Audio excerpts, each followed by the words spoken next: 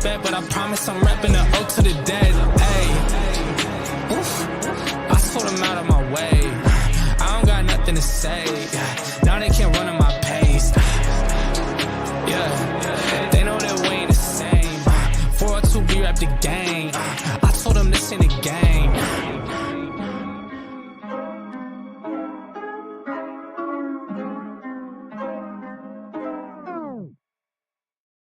Hey, I am back, mother suckers. It is Phins with CB83 coming back to you for another Victory Sunday. Hi, haters. Hi, haters. Hi, haters. We love you. We see you sitting on that sideline over there. We see you flip-flopping already. We see what's going on. We really see you. Throw the emoji eyes in the chat if you see the haters flip-flopping already. They flip-flopping like some cheap dollar store sandals, man. They already flip-flopping, man. Throw the eyes emoji in the chat. Throw the shaking your head emoji in the chat. I hope I'm wrong, Dre, I know you in here. I hope I'm wrong, but I don't see the Miami Dolphins coming out with a victory today because I don't think Tua is good enough. He hasn't shown me anything in the past 2 years to show me that he could play a game where he goes for 350 yards and throws 3 touchdowns to go toe-to-toe with Lamar Jackson. He's never shown me. He's never flashed that at all. He's never shown me any of that. He's never shown me that. He's never shown me that.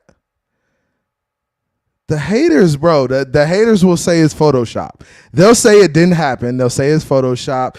They'll say it ain't happening again. Like, come on, bro. Like, at some point, just admit that you was dead ass wrong. Just go back into hibernating like you did before.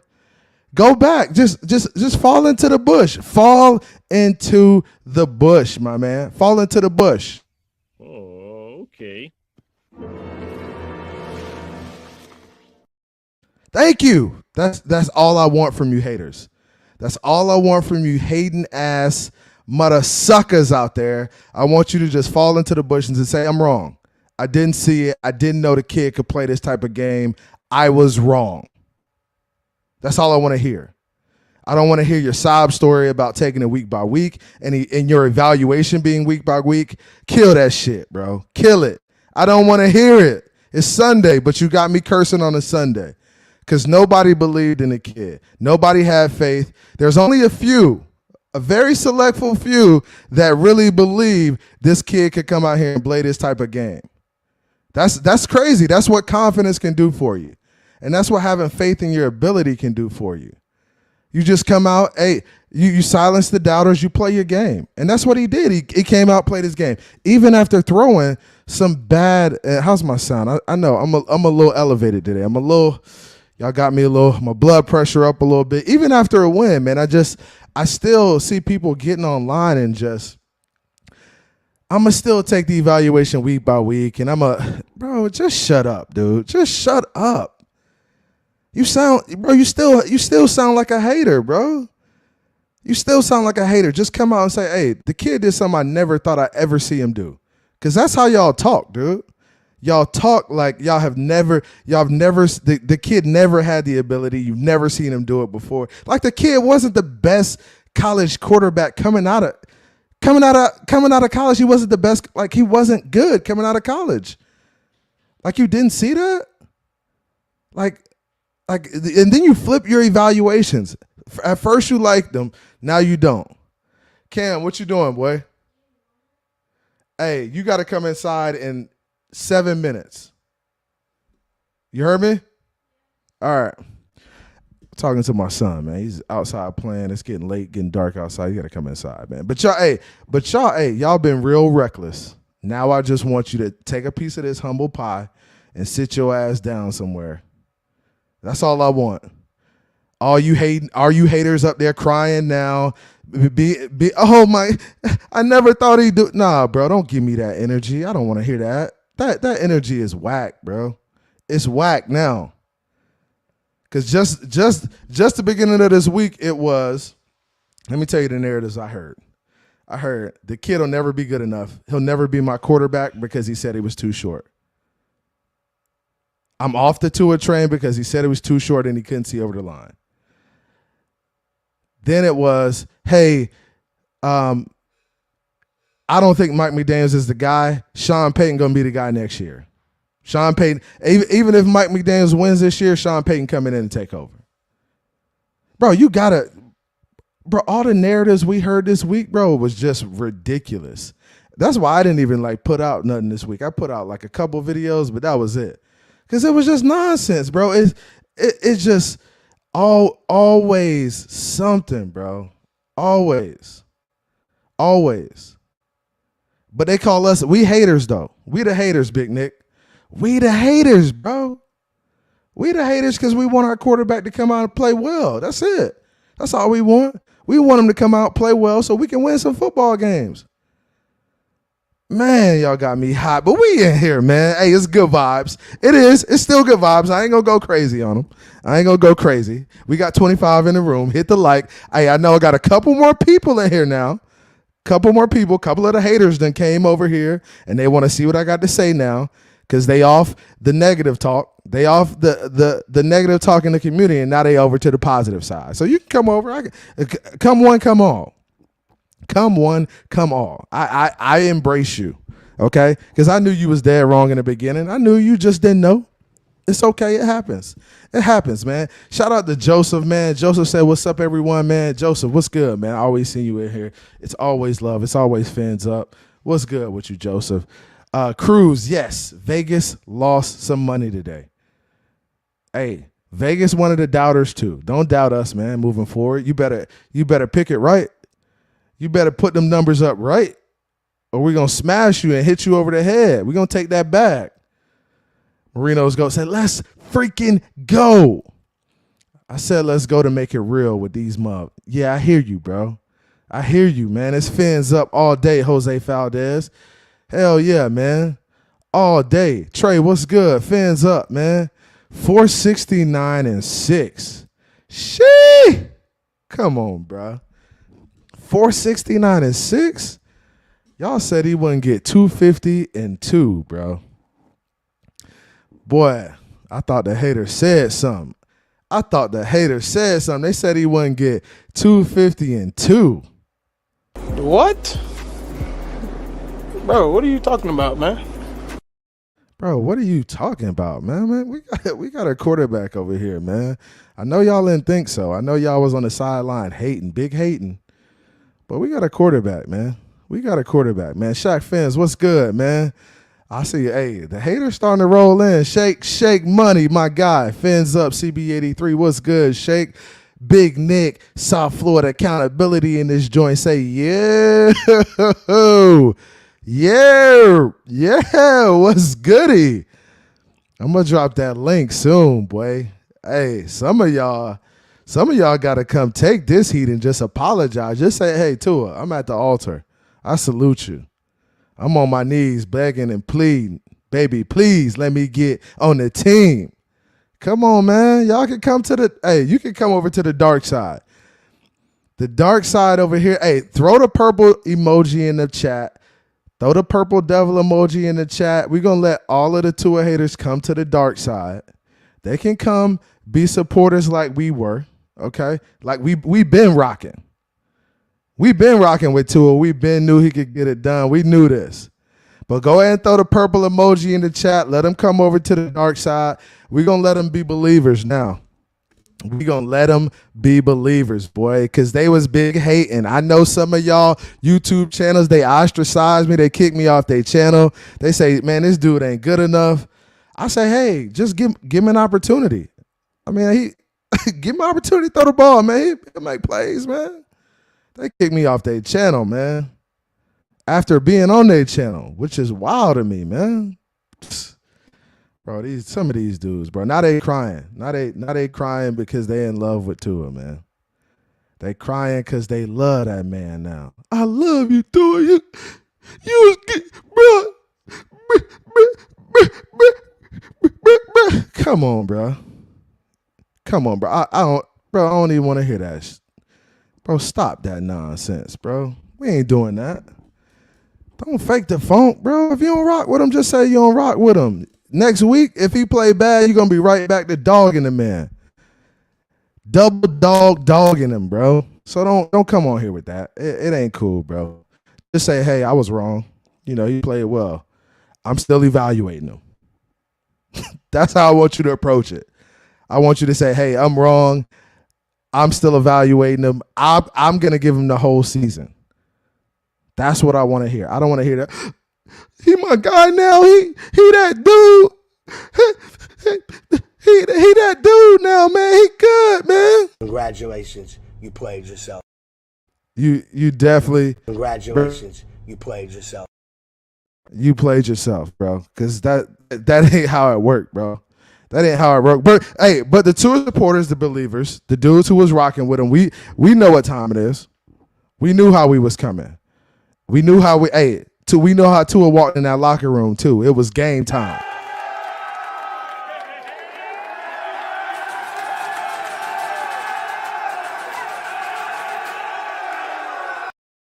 Yeah, man. Yes, man. That's the energy. That is the energy, bro. That's the energy. That's the energy.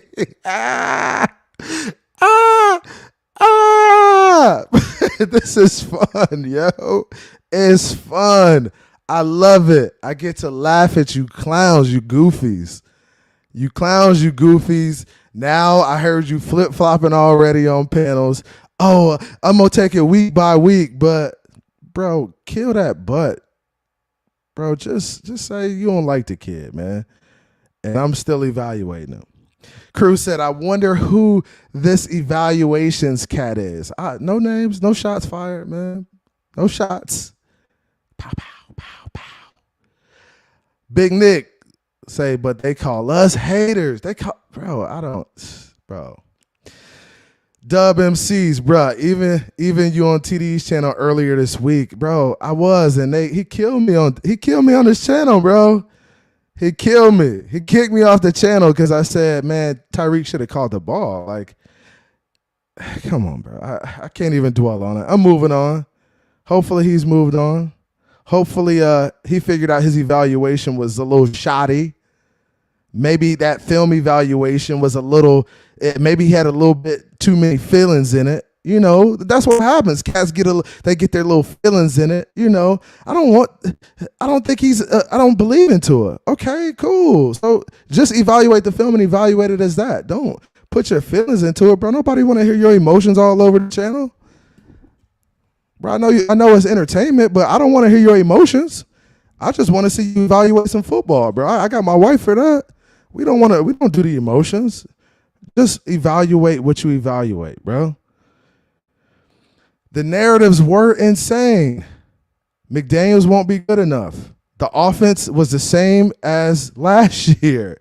This is the things I heard. The offense was the same as last year. With new weapons, with better weapons. Bro, was it? Is that what you saw, bro? Is that what you saw last week? You saw the same offense we had last year, just with better weapons? Bro, get your eyes fixed, man. That's how I know you casuals don't watch no film. You don't watch ball. You just be talking. You watch the broadcast film. You watch the game over and over on DVR. Bro, that ain't it. Stop trying to play me, man. Shaq Fan says Coach McDaniel is special. He is, bro. He's special. He is special. He's special. Where's all the Herbert suckers now? Go to the corner and oh man, they going hard in here tonight. This dude literally put up 6 TDs after hearing Lamar. Liked a tweet about being a Dolphin. Tua finally just had enough, and he shut him up, boy. He put them boys to bed tonight. Hey, they should be asleep by 7:45 tonight. Nighty night. Hey, put the nighty night, put the sleepy emoji in the chat. Nighty night to the Tua haters. We putting y'all to bed early tonight. Y'all can go ahead and cash out, drink from your sippy cups and go to sleep. Drink from your sippy cups tonight and go nighty night. Bro, it's over. We done with y'all. We done. Oh, okay. That's all I want to see from y'all. Put y'all to bed nighty night. Dang, everybody in here, 33 in here already. Hey, hit the like, hit the share, hit the subscribe. Look at this. Lewis say, man, stop all this talking and drop the link. Oh, now the Tua haters want to get up here and drop. They want me to drop the link so they can get up here and apologize. You want to get up here and apologize for what you said about Tua Tagovailoa? Bro, get out of here, bro. I'm sending y'all on ice tonight. I'm sending y'all on ice. Bro. Y'all going in the nighty night tonight. Nighty night. Put them boys to sleep. Boy, look at Tango Ray in here, man. Big Nick in here, Trey in here, Goat in here, Duke Tomlinson, the clowns in here, the clowns on the sideline. They won't get in the chat and comment because they know better. They know we'll eat them up today, so they send the sidelines. Don't get in here and talk that talk now. Don't get in here and try to talk that nonsense now, because you know we'll chop you up like some fresh fish on the line, man. Look at this, man. He say, hey, funny, after the game, CB, I went on Color and El Capitan's show to see their reactions, and these mofos and their panel bringing up all the first half excuses. And wow, all of them. Okay, bro, energy. All right, bro, hey, it's Sunday, but y'all going in tonight. Hey, and bro, these dudes, I can't even look. There's some dudes I can't even go on their platform. They won't even acknowledge me anymore. Like I go on El Capitan's platform, I'll go on Color them show, bro. They won't even acknowledge my comments in the chat, bro. They're just a bunch of suckers, bro. Really, bro. They just a bunch of suckers, bro. And then they be mad at me because I give this energy, bro. You get what you give, bro. You do. Y'all try to clown me for being positive, for sticking behind my QB, for feeling that he can get it done with the weapons and with the team around him, bro. And you ostracize me because I'm positive, because I make that shit make too much sense to you. Hey, tag all them boys. Tag them, text them, whatever. Tell them I'm talking about them. Straight up, bro. Because I'm tired of it, bro. It's a bunch of clowns in this community, bro. A bunch of freaking clowns, dude. Bunch of clowns that they can't even break down film, bro. You go over there, they talking about cover 5. What is a cover 5, bro? Huh? Bro, you saw a cover 5? Bro, you saw a cover 5. Bro, stop with this nonsense, bro. Y'all better go read a football book, bro. Y'all better go to the library or something. Go check your library card and get a book. Read a football book on coverages. Read a football book on what you see, on how to evaluate film. Don't be in here faking the funk, bro. Don't be in the community to fake the funk, bro. I'll point you out for that. That's what I don't like. That's that I don't like. Like Chief Keef say, bro. Cover 5, bro. They said they saw cover 5, bro. I said, bro, you saw cover 5? Cover 5? What? Bro, what are you talking about, man? Bro, what are you talking about, man? These dudes don't know counter from power. They don't know inside zone from outside zone. They don't know a toss from a sweep, a jet motion, a reverse motion.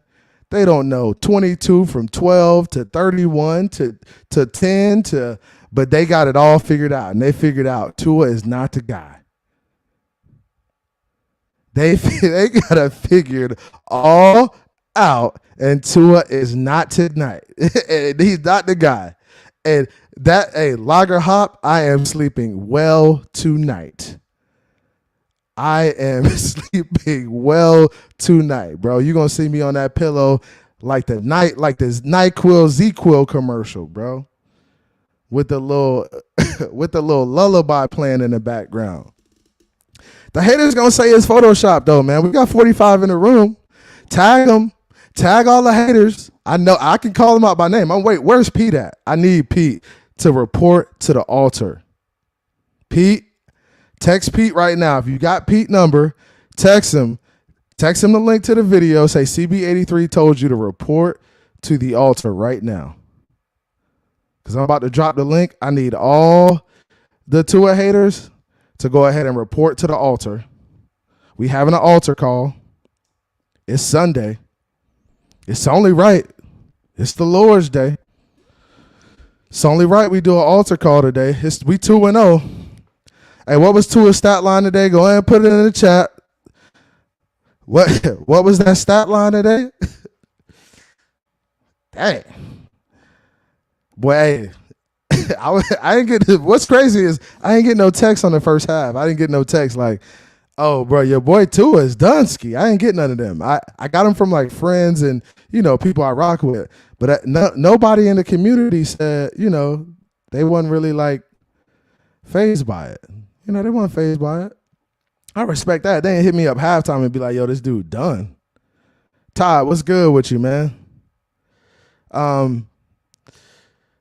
Yeah, bro. He said, CB, I heard all the Tua doubters and haters was on Reasons, Phins side the NFL show, flipping like mahis. Hey, he said it was on there flipping like mahis, fresh in the boat. The ones I'm a fisherman too. The ones you get, as soon as you get them in the boat, boy, they go to pop, pop, pop, pop, pop, pop, pop, pop, pop, pop, pop, pop, pop, pop, pop, pop. They go to flipping so damn hard, boy. I heard Esther in there flipping. Oh, that damn clown. That damn clown, man. I heard Esther in there flipping so damn hard. Bro, the Tua haters are on the redemption tour.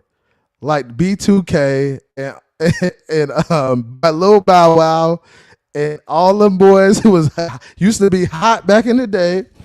Hey, the Tua haters are about to go on a redemption tour. Y'all look out for them tomorrow on Stephen D's show. Stephen D gonna be the only one up there. It's only a few on there who really rock.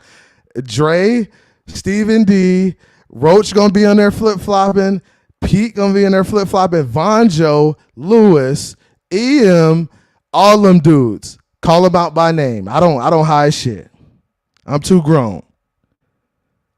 So yeah, y'all can sit on the sideline and say you ain't in here. The link has been dropped.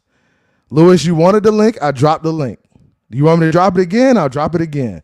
Call all your Tua haters and get them to the altar. It's an altar call. It's an altar call today.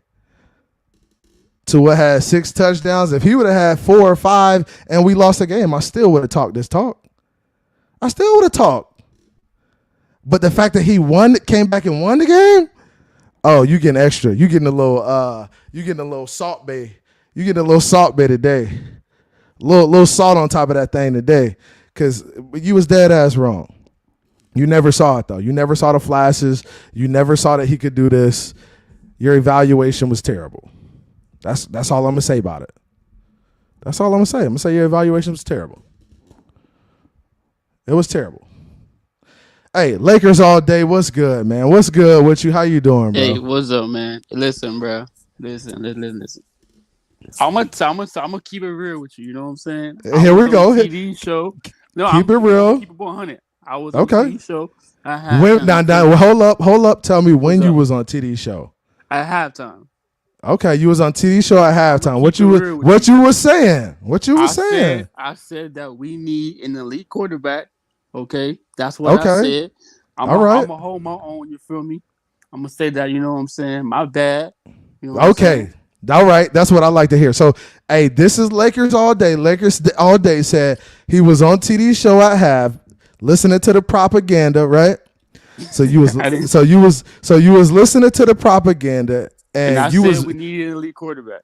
Yeah, you know so you was, and receipts are out there. So all of y'all who was up there at halftime saying, "Hey, I don't believe in this guy. He's not the guy. I think we need a elite quarterback." It's out there. So It's okay, bro, and it's okay for you to. It's okay for you to apologize. I appreciate you coming up here. Listen, bro, I'm a man just like you, a man. You feel me? And I know when I'm wrong. You feel me? So I'm wrong. You know what I'm saying? Okay, listen, this just one game. You feel me? He got to do this. I get it. Games. You feel me? He got to do this every freaking game. You know what I'm saying? I get it. But now we can say, can we say now that we've seen him play a game that we can rock with and that you could believe in? Can you say that? Yeah, but next game is gonna be that game. You feel me? Because he got to do this game. But see, I don't like how y'all keep moving the goalposts. How are we moving right? the goalposts, Well, bro? this is I understand. Look, so I understand you want to see him be consistent, right? That's all we want. We're not saying nothing else but just consistency, bro. That's it. Okay, you know what I'm saying? Right. So you want it's like what's consistency to you? What's consistency to you? Have a good game, maybe. You know what I'm saying? No. Don't give me Don't give me that. Don't give me that good game because I didn't heard this. Have a good game. Check this out now. What's up? I didn't heard this. Have a good game, and then he comes out and play. I thought he played a good game week 1, and I heard a lot of people get on here and say, "Hey, that's not good enough. He's not taking the shots. He's not consistent." So a good game is not enough. People got to start defining these good games. I just want him to be that. You know what I'm saying? To be that top tier QB. You feel me? That's gonna drive his team to win. That's all. You know what I'm saying? Like a Joe Burrow did last year. That's all I need to see. You know what I'm saying? Did what you see today kind of put you in a place where you can believe into it moving forward? Next game, I'm gonna believe in him, and I'm. I know. I need a yes or no answer. Yes. I got you, bro. Yeah, I got you. I'm gonna keep it real with you. You know? Yes, I will. So you saw enough this game to say, "Hey, I believe into it moving forward," until he shows me he can't do it anymore. Yeah, for this game, yeah, he did. Today, 2-1 is the Super Bowl. Today, in week 1, he won the Super Bowl just for today. I'm not even talking Super Bowl. We just talking games. No. I see what you're saying. Yeah. You feel me? Okay. Okay. Right. Hold up. Before this, okay, look, this is just like LeBron James, right? If he come out here and ball out, you know what I'm saying, game 6, right? And then game 7, he out here, you know what I'm saying, not consistent. You know what I'm saying? They gonna trash him too, right? Yeah, of course. And that's how it works. I understand, but you know what I'm saying? Hey, I understand, but I need you to repent. I need you to repent a little bit. I need you to repent, and I need you to say, hey, I made a mistake, and you know this. I said he wasn't the guy. I said he can't be elite. Today he played elite. I mean, he's gonna. I'm gonna give you that. Today he played elite. He's gonna be player of the week in the AFC, hands down, no questions asked. He will be player of the week. He will. He played elite. He played. You know, he had those cojones today. That's it. Okay, yeah. He let us nuts drop and he got it done. That's all we trying to ask for, bro. We're not trying to ask for no freaking hug, no nothing. We just want him to see if he can do this. Hey, and what what I want y'all to do is I want y'all to stop the trolling shit. It's got to stop. And right now, I'm keeping it real with you. I'm keeping it real with you 100. You feel me? From what I, you know what I'm saying? Yeah. But I'm talking about when you see people trolling, you need to be like, bro, just stop. Like when you see the trolls out, just tell them to go back in the hide and do their thing. Cause it's not, we're not doing that no more. We know who our QB is. We know what he can do. We know what he has the ability to do. Let's let him rock out. Let's have confidence in him moving forward. That's all I want. And that's all. And that's all we need. You know what I'm saying? We just need everybody as a fan base needs to have confidence in the quarterback. You feel me? Because low key, if you realize it, bro, like Tua, he listens. He don't listen, but like he hears everything the fans say. Yeah, you know of course he does, bro. So all he needs is moving forward. He needs a fan base that's gonna support him, and I think we should get. That's all. That's what I'm saying. That's all we need to do. That's all we need to do moving forward, man. I really appreciate you coming up, man. I'm gonna drop you in the back. I'm gonna bring some other people up, right, man. Bro. Hey, appreciate you coming on, man. Have a good one.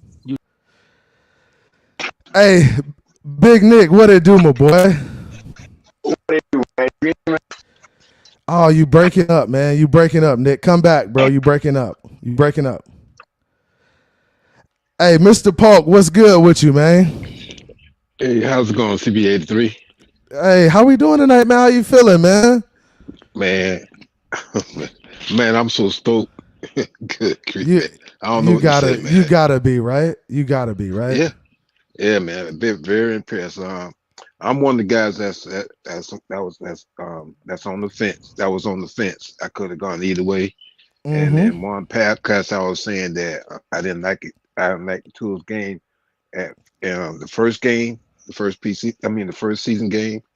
But then I said, okay, well, if he does better, hey, I'm off the fence. I'm off the fence. So where are you right now? Are you not off the? So you off the fence now? Yeah, like I said, I'm. See, when I say I was on the fence, I can go either way. I can. Yeah. So you was straddling. You was. And and Mr. Polk, it's a lot of people like that who are straddling the fence, and I'm cool with you straddling the fence. Yeah, I'm just not a guy that when you say you've solidified your evaluation, and you think he's not a quarterback that could lead us to victory off of what you saw the past 2 years with a terrible offense. That's what kind of bothered me about people. But I'm cool with you being like, hey, I don't know yet because my evaluation isn't finished. Like, right. I'm cool with that. I can respect that. So now I'm gonna tell you something, man. This Tua took the team because if anybody watched the whole game, the defense started off playing sloppy.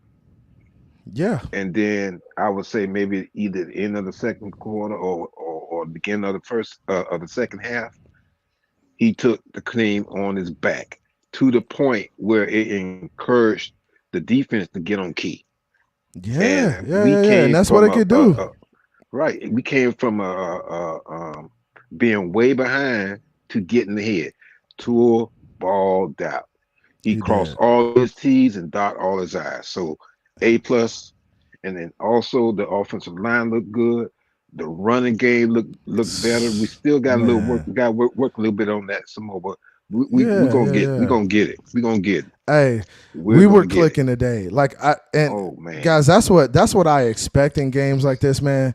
You gotta get you playing a team like Baltimore. They got a player like Lamar Jackson, MVP caliber player. He's gonna make his plays. That's something you can't get away from. Last year was a fluke what we did to him. It really was, and I knew it wouldn't happen again. So it's just a matter of being able to slow him down at some point in the game. And that's what we did in the second half. We just kind of slowed him down, made him make plays, and he folded late in the game. He folded. Right. Exactly. He folded late in the game. And then we outplayed him. We outplayed the Ravens. Yeah. And I mean, the defense stepped up, offense made plays. Yeah. And you gotta appreciate what we saw today from our Dolphins, man. We gotta appreciate it. It was a beautiful thing. I felt like we saw our team kind of grow up before our eyes today. And that's really what it's about, man. We saw those young guys make plays. We saw those young guys get us in a bind, and then we were still able to come out of it on top. So that's what you like about it, man. Hey, I appreciate you coming up, man. I'm gonna put you in the back, but I'm gonna add another person on stream. Hey, I'm gonna probably bring you guys back on afterwards too, after I kind of go through everybody. All right. All right, sounds like a plan. Hey, I appreciate you coming up, man. All right, then. All right, later. Hey, there he is. Hey, where's your Tua jersey at, bro? I need you to have it on, bro. It's still hanging up.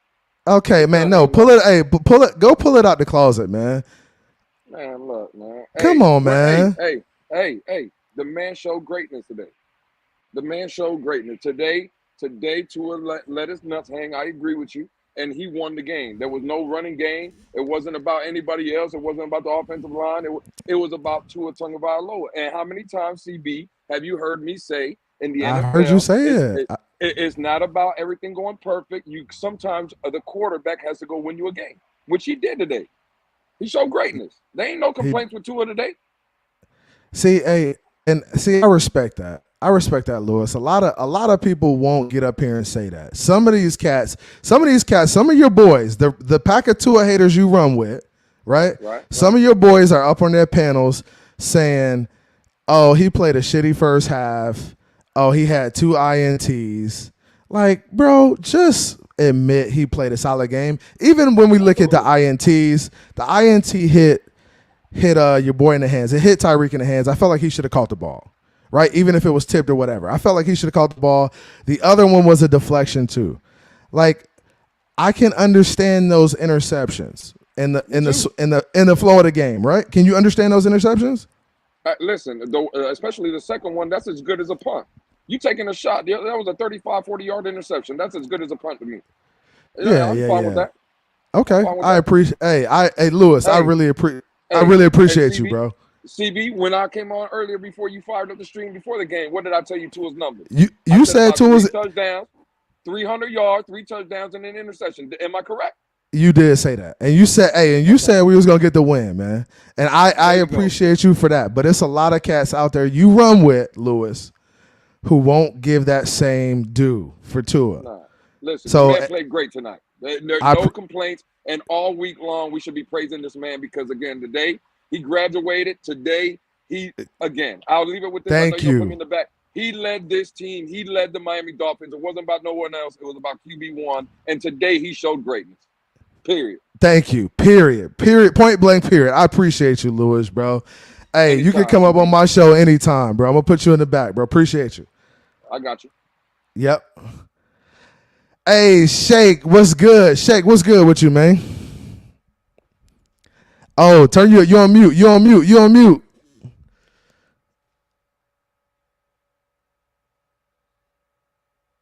Come on, there you go. I'm gonna do another little story time, and this kind of will stand my position. Okay. When you do your taxes and you hire a man to do your taxes, you give him your receipts and you leave him the fuck alone. You trust, what he's doing, and that's how I was before. If Skylar Thompson was a QB week 1, I have to know that the coaches know what they're doing. I'll root for him. If Tua was week 1, I know the coaches know what they're doing, and I'm gonna root for him. So whoever's out, like you said, whoever's out, the coaches decide is gonna be QB1. That's who I'm rooting for. My job is to root. Their job is to decide who the hell the QB number 1 is. And Shake, I really appreciate that because a lot of fans think they know better than the organization, right? They think they know better than the organization. They think they know better than the coaching staff. And that's clearly not the case. It hasn't been the case. So your two evaluations have been wrong. And they've seen stuff in this quarterback like this. They just haven't had the opportunity to showcase it in a game. And today he had that opportunity. Today he put it on showcase. He put it all on the field. He put it all on the game film. The eye in the sky don't lie. The kid played lights out. You can say he made a couple bad passes in the game, but he still played lights out. He took the shots when he needed to take the shots, and he made plays when he needed to make plays.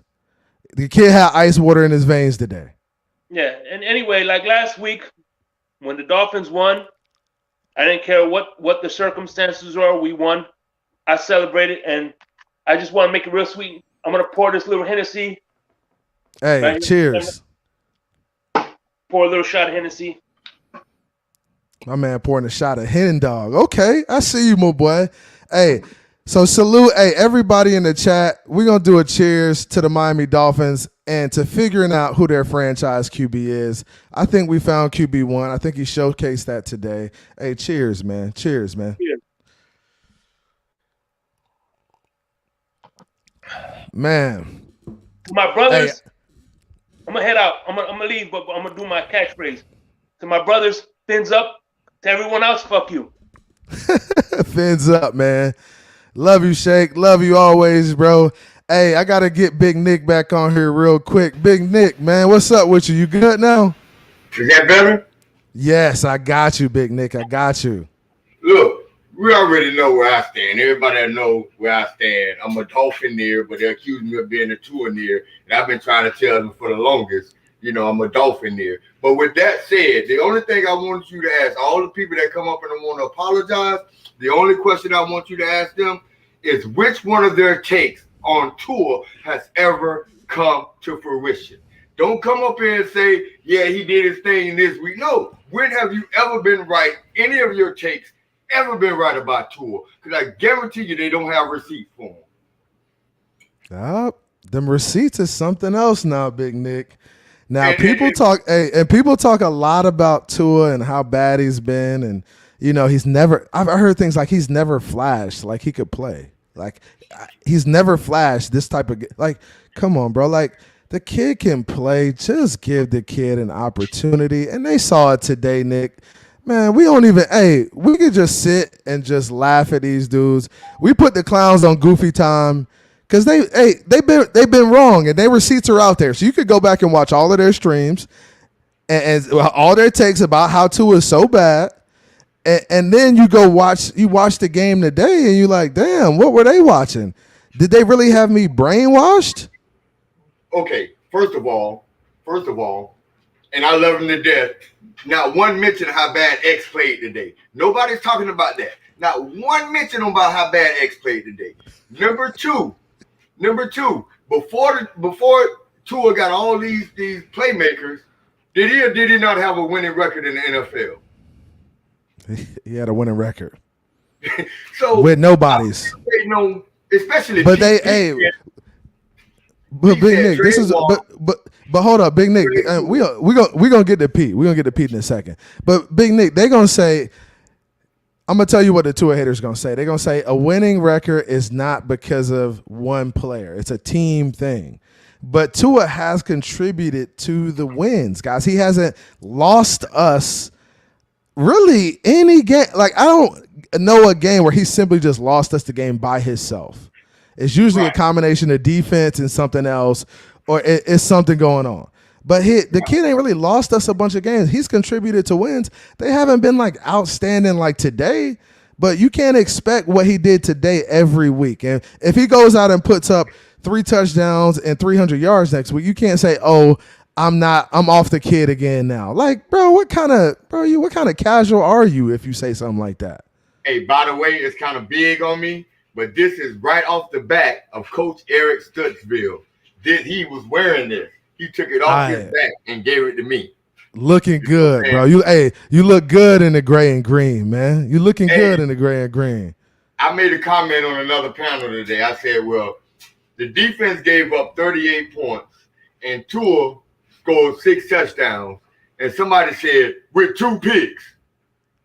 Like, these people are insane, man. These people are insane. Bro, you just got to laugh at the clowns, Nick. I mean, that's all we can do, bro.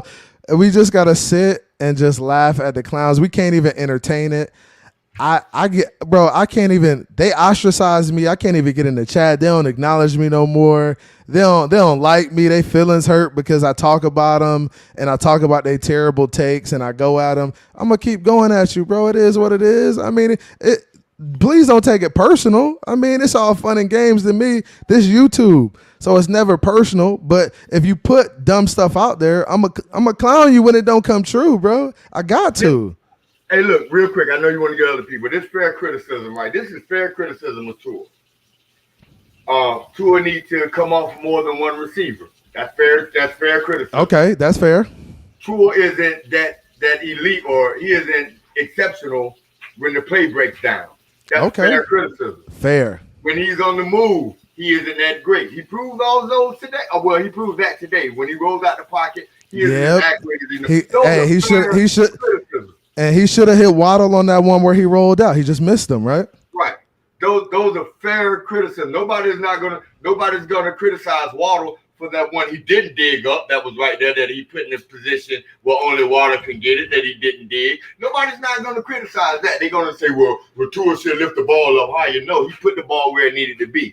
But I just want to know which one of EM, Pete, Bonjo, any other Tua haters, which one of their takes has actually been accurate, has come to fruition? Any one of them. Bro, Big Nick, they gonna say they've been right the whole time, man.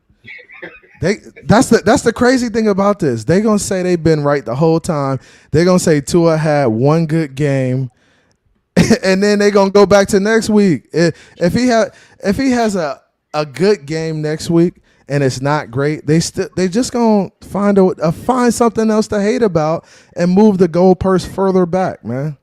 So it's just like, do they know Tua was a top 8 quarterback last week? They won't recognize that. He was top 5 in a lot of categories, but overall he was top 8. They won't recognize that. They'll just say that, hey, he didn't take the shots he should have took in game 1. He missed opportunities. Bro, I'm trying to figure this out, Big Nick. So if you're up 10-0, why do you need to take shots to put your team in jeopardy if you throw a pick or something like that? Why? Just play in the flow of the game. Tua has always been a quarterback to take the shots when he needs to take the shots. And this is what I do like about Tua, is they may say, hey, he's not a gunslinger. He don't have that gunslinger mentality. But he's going to always try to put us in position to win the game. When he needs to make a play, he's going to make the play typically. This is the most stupidest one out of all of them, CB. That's the most stupid one. Well, the offense only scored 13 points last week, and that still was enough to beat New England. Because they only had how many points did they have, Big Nick? 20. New England only had 7. So if we scored 13 and they scored 7, do we still win the game, Big Nick? We still win the game. All right, how do you been? I'm listening. I'm here, man. Hey, I appreciate you, bro. I appreciate you always, man. Hey, adding another one to the stream. Crypto, I'm at the stadium. What's good, man? Yeah, man. I saw it up close and personal, CB83. Up close and personal, huh? It was crazy. It was crazy as everything coming to fruition. The Ravens fan was like, is this even happening? It was like in freaking zombie world out there. But it was crazy. It's almost like they've been there before. Now I was expecting to see them mad and pissed off. It was like, okay, it's another day at the office of games going this way for us. But I'm glad to be on the beneficiary of this whole thing. But it was crazy. It was wild out there. We was in our own little section and was louder than the other sea of purple that was out there. It was crazy. It was madness. It's a beautiful thing, Crypto. And how do you feel? Crypto, I know you're on the other side of Tua. You're on the side where you really didn't believe in Tua.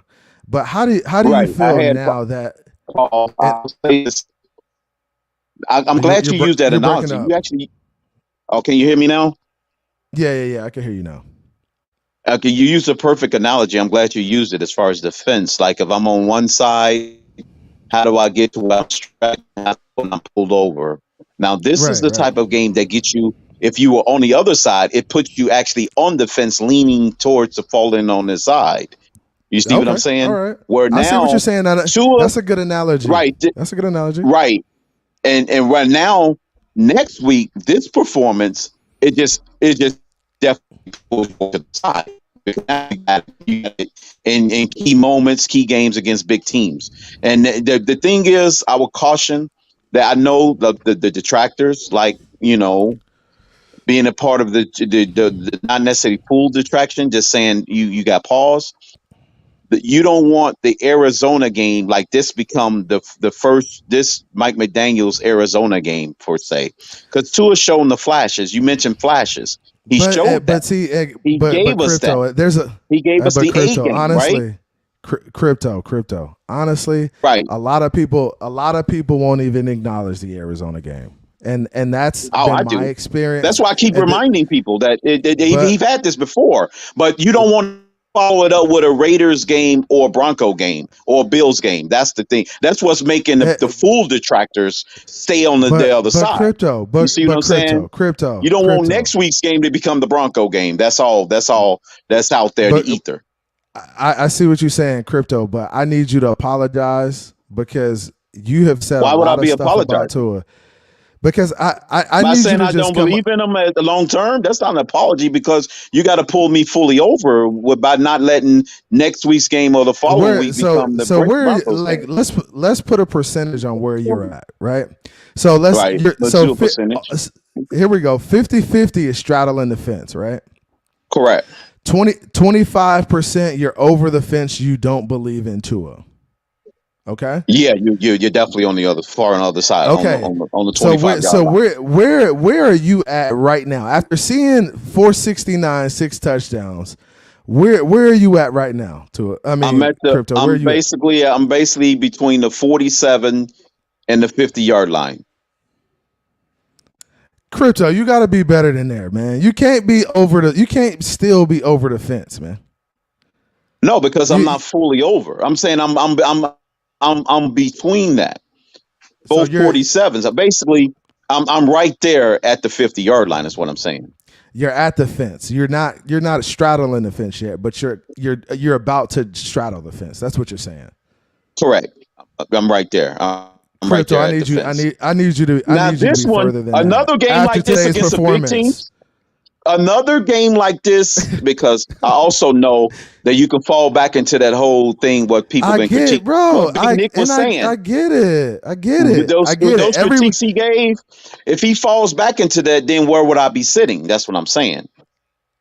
So if you fall back, I'm not saying he has a bad game. This performance moved me at all. Now that would be just straight hating, CB. Performance didn't move me. That would just be pure hate. I'm admitting that this performance moved me to the 50-yard line.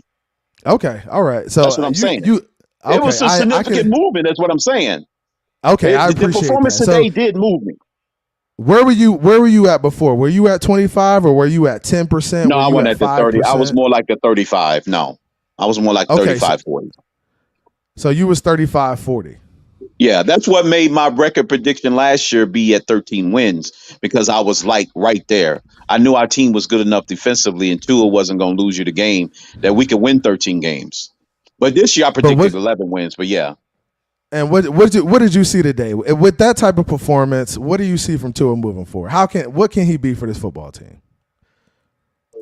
I mean, he definitely showed you he can do more than enough with well, I'm not going to give defense credit other than that 4th down stop that we made and that other one at the midfield.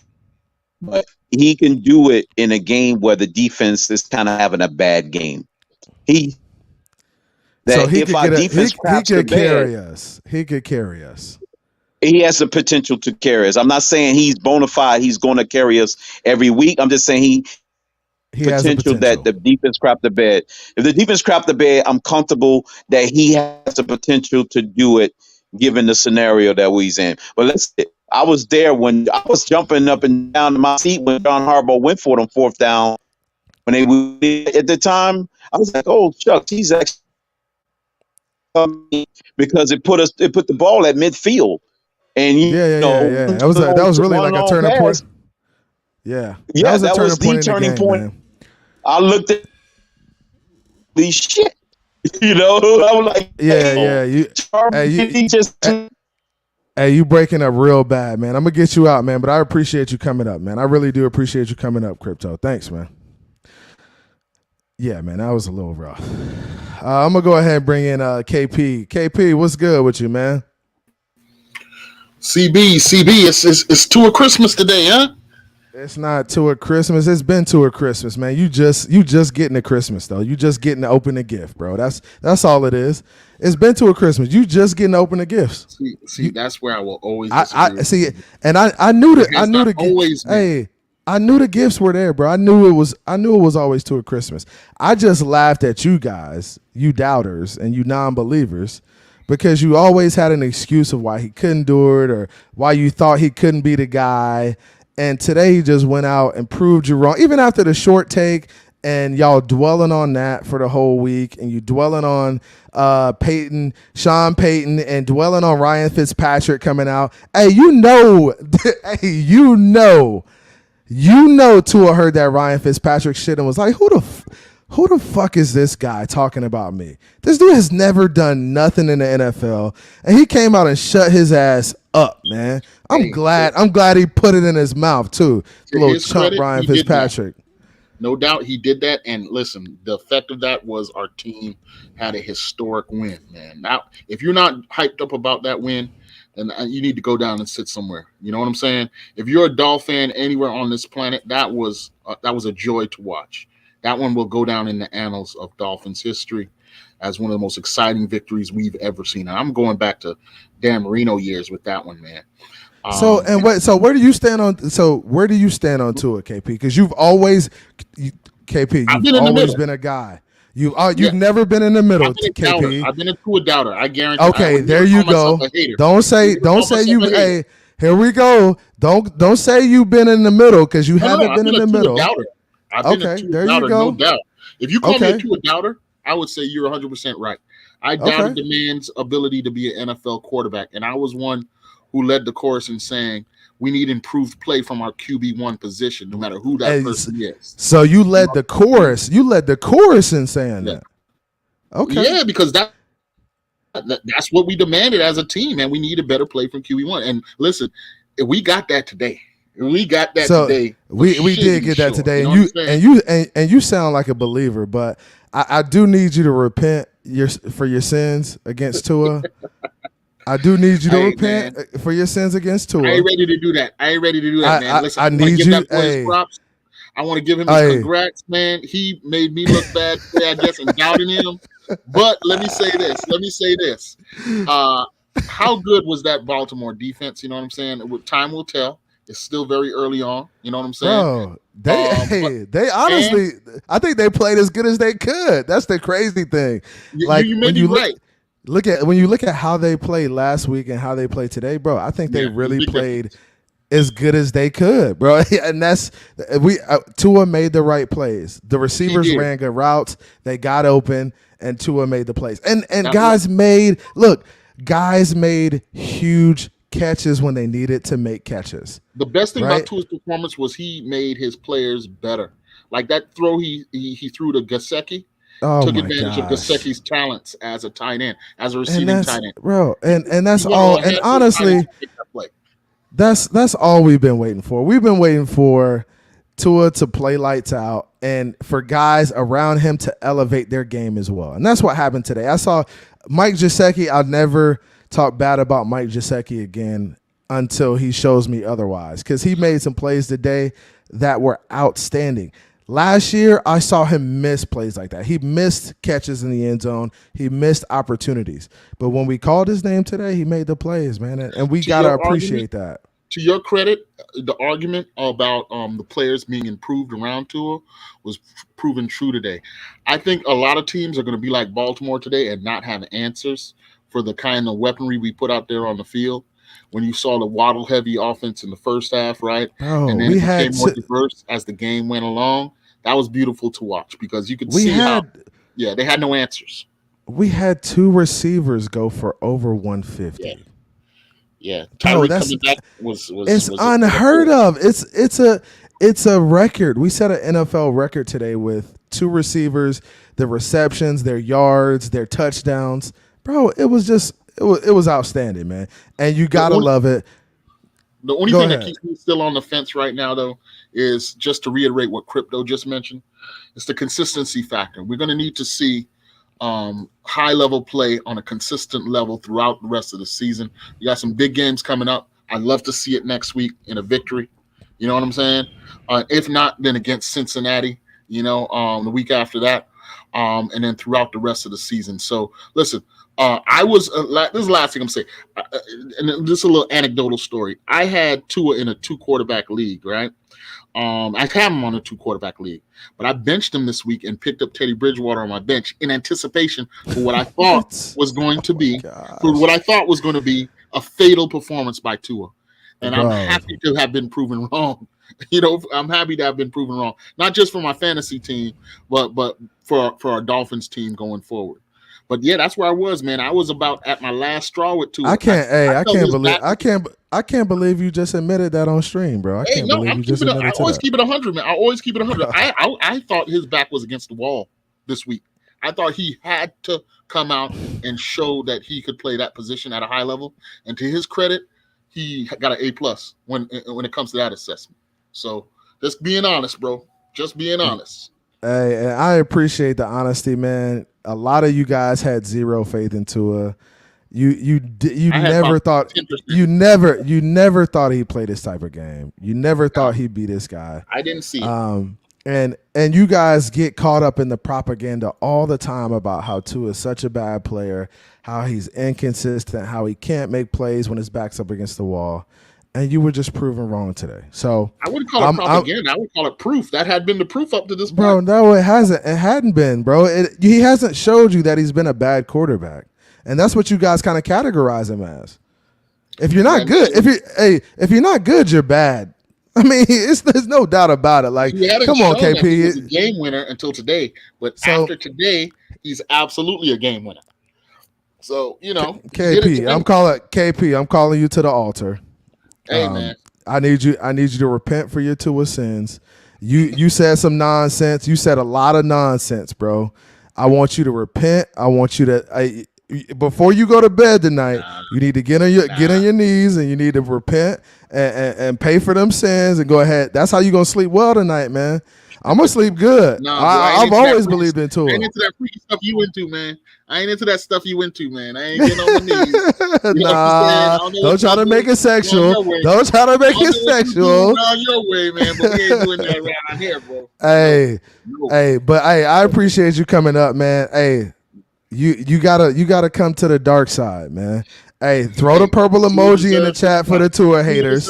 Props and go Dolphins. Go Dolphins, baby. Go Dolphins, man. I appreciate you, man. Hey, I'm gonna bring a couple more cats on, man.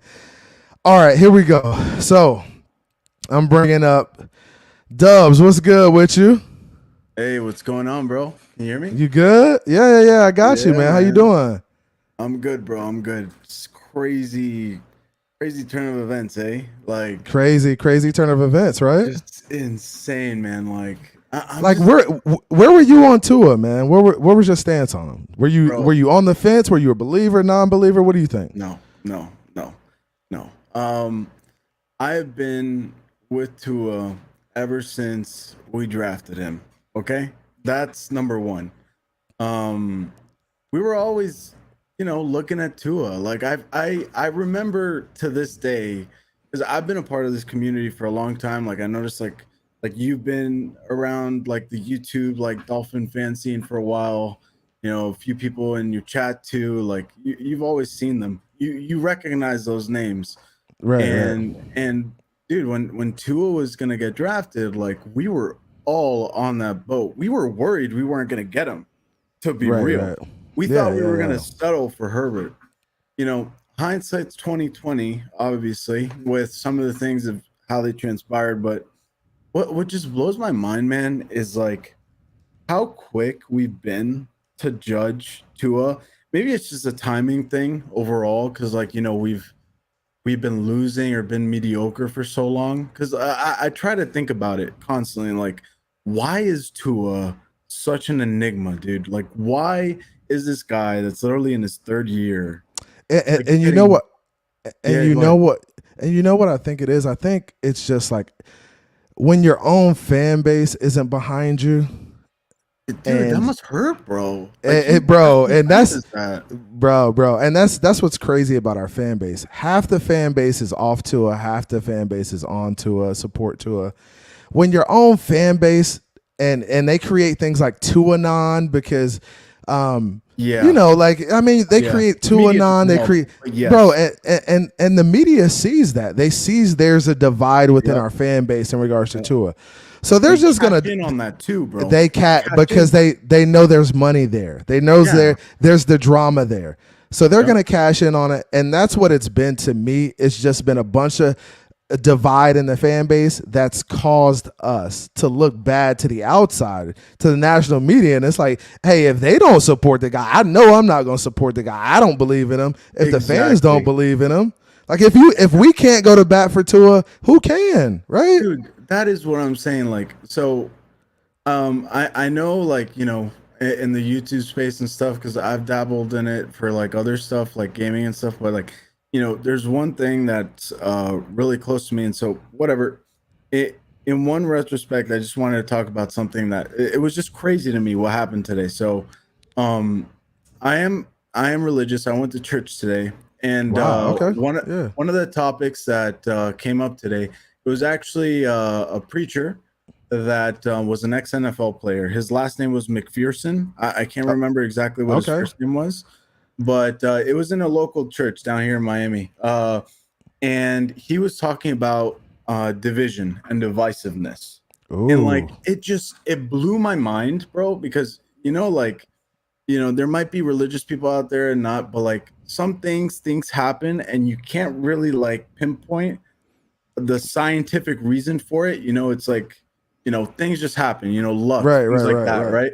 And I just felt like it was so coincidental. He's talking about divisiveness, like, why do we click up? Why do we divide ourselves between, like, for example, Tua haters and non-Tua haters? It's because we are always looking for a reason to find somebody that we agree with. Now, what was beautiful about what he talked about was, at the end of the day, we're all the same in general because we're all human, whatever. I'm not going to get into like the actual point of his yeah, of course. You get what I'm trying to say. Like, we all wear aqua and orange, okay? Like, we're all on the same team here. Yeah, and this dude was drafted by the Dolphins. There was a time way back when we were all super stoked that Tua got drafted by the Dolphins. Like, we got him at pick number 4 or 5. Yep. Man, like, and everybody was excited, and then exactly, we were on cloud 9, man, and like, then all this stuff happens. We know he had a catastrophic knee injury. We know that this dude's hurt. We all thought, hip injury, and we know that this guy's gonna get his time, and like it's just crazy to me. This guy gets 3 years. He starts in the middle of a season right after his hip injury. He almost didn't walk. Like, we're in year 3. This dude's balling out. He literally put up 6 TDs and one against the Patriots again for the 4th time last week. And we're still hating on the guy, but we had Tannehill for 8 years.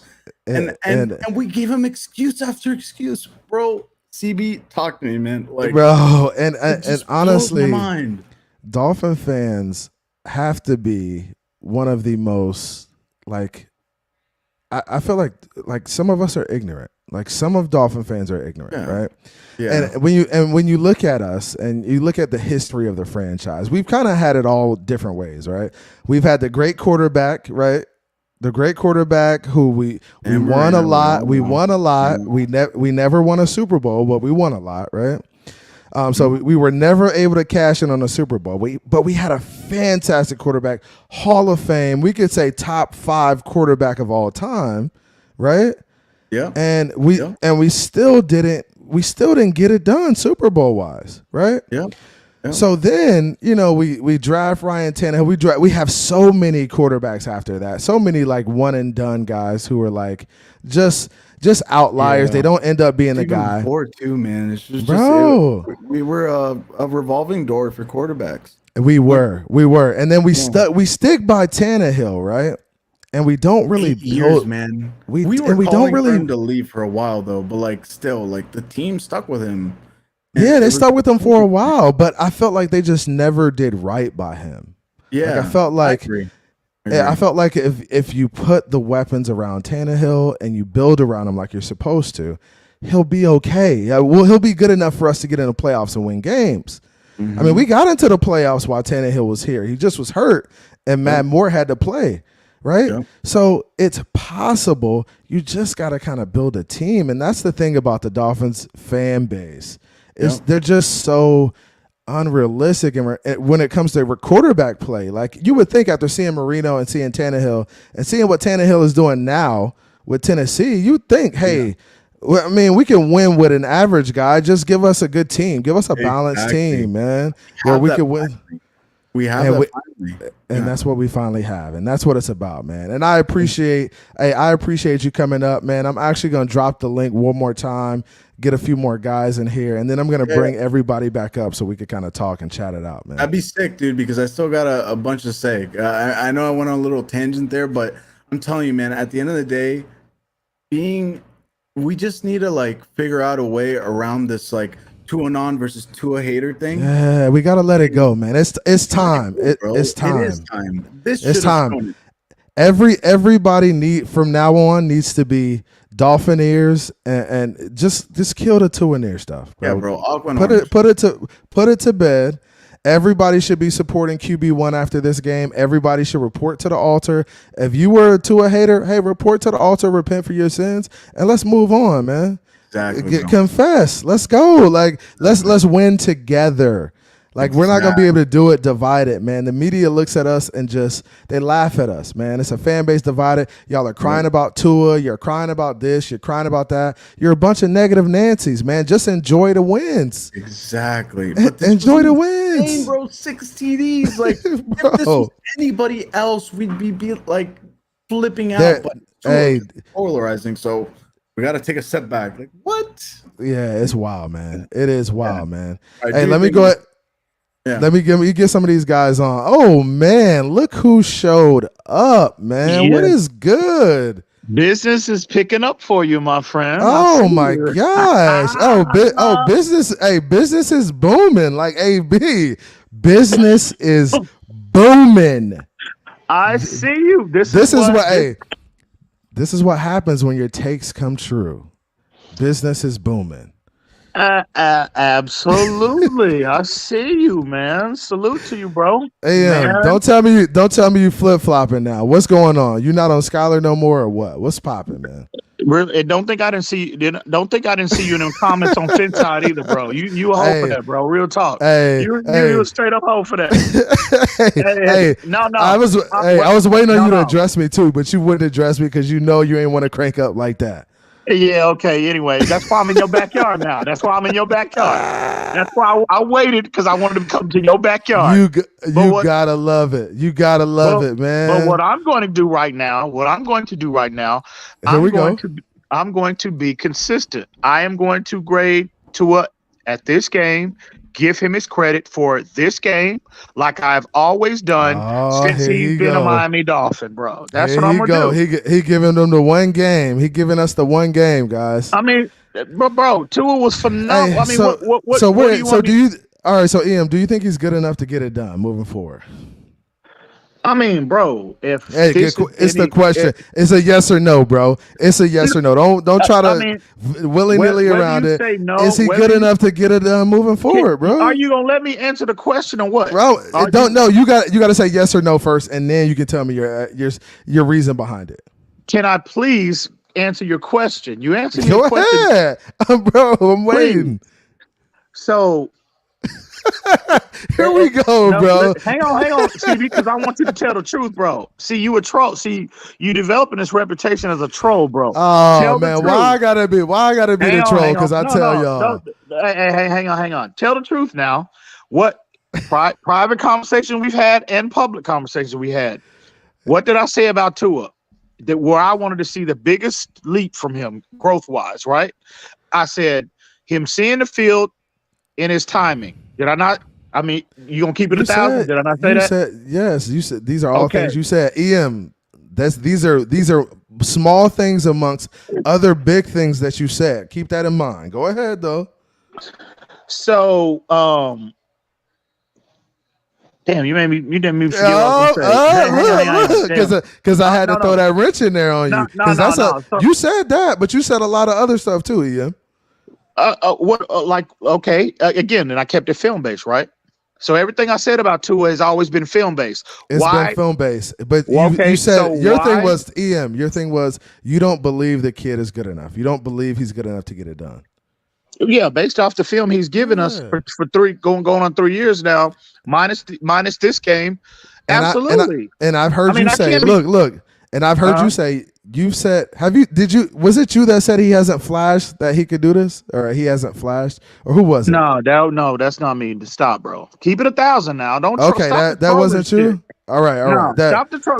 So maybe that was for what I say. Okay, maybe that was TD that said he hasn't seen him flash. Maybe that was TD. I don't know. That's another grown man. He ain't here to fit himself, so we don't need to bring. Tell him to come up. Hey, text TD. Tell him to come on, man. You tell him. You got access to him just like I do. You tell him. Oh, he just went live, so he probably he went live. He probably mad at me. He probably was in here watching, and now he mad, so he want to go live. You know how that go. Well, hey man, look, bro, that's between you and that man. I'm here to talk about what Tua, how he was today. I'm giving again. I'm gonna be consistent.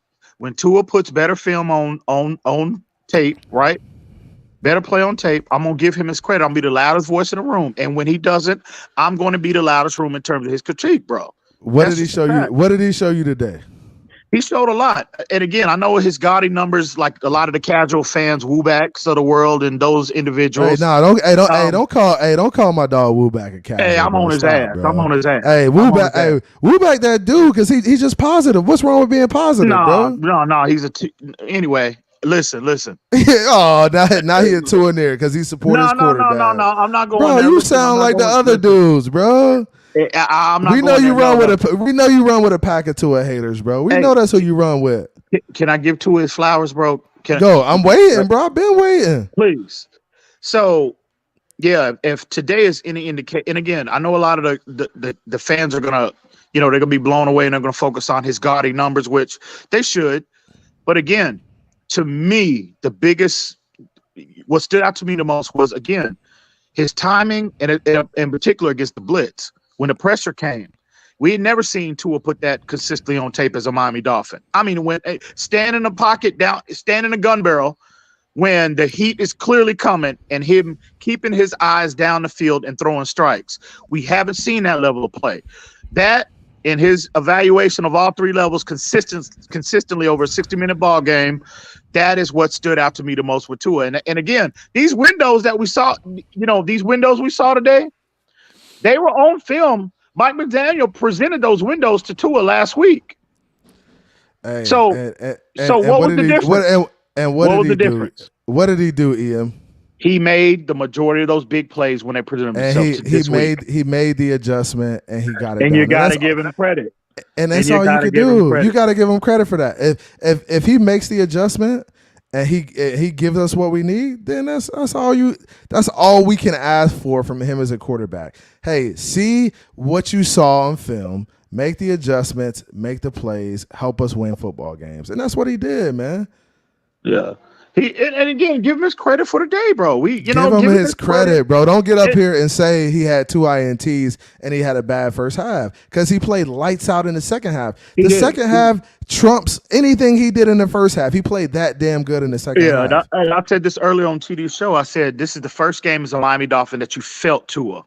You know what I'm saying? You felt the dominance. You could feel him. It was like it was coming. You could feel him through the TV screen. And again, give him credit, bro. It's like he went into halftime and said, "You know what? Enough is enough. Enough is enough." Because that Lamar chatter had started up earlier in the week. We all saw it, bro. It was so much chatter, bro. The chatter was nuts. Did y'all hear the chatter?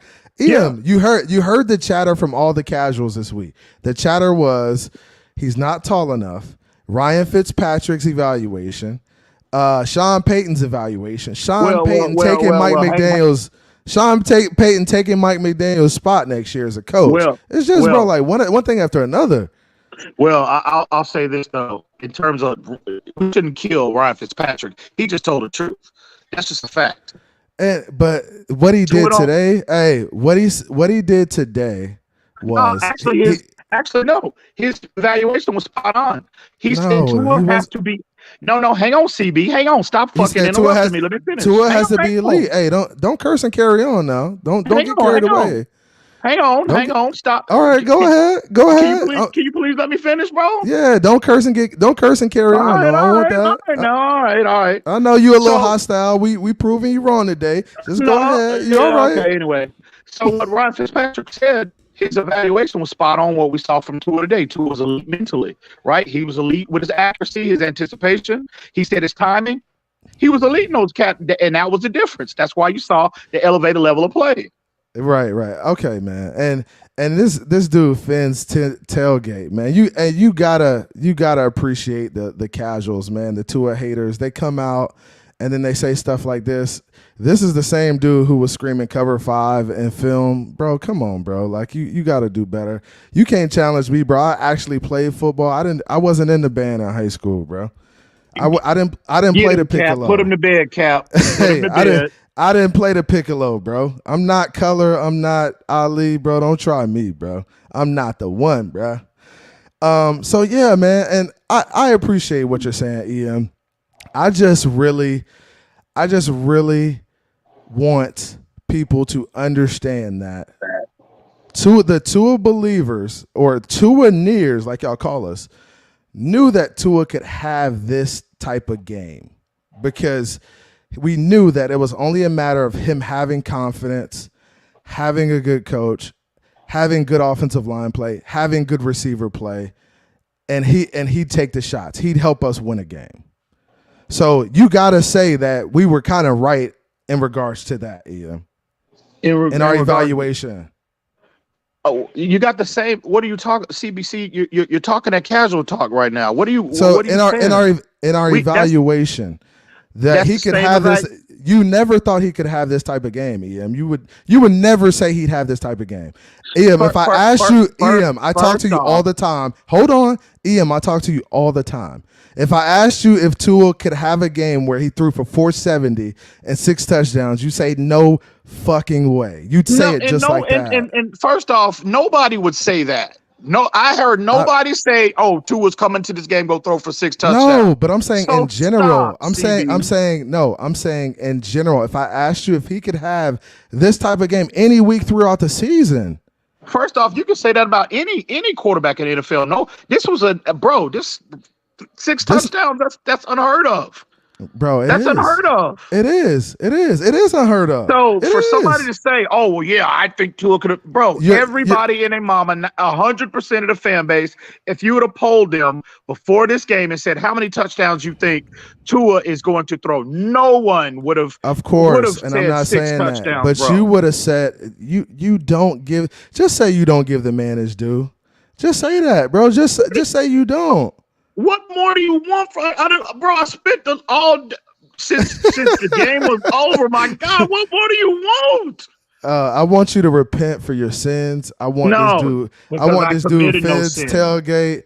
I want this dude Phins tailgate to repent for his sins. I have committed no sins. Hey, here we go. Color, you owe me $100. Don't worry. At the end of the season, I'm collecting. Color said that QB1 doesn't even belong in the NFL. Hey man, that's another grown. That's another grown man. He can come up here and defend himself. The link is in the chat, so he can come up here and defend himself.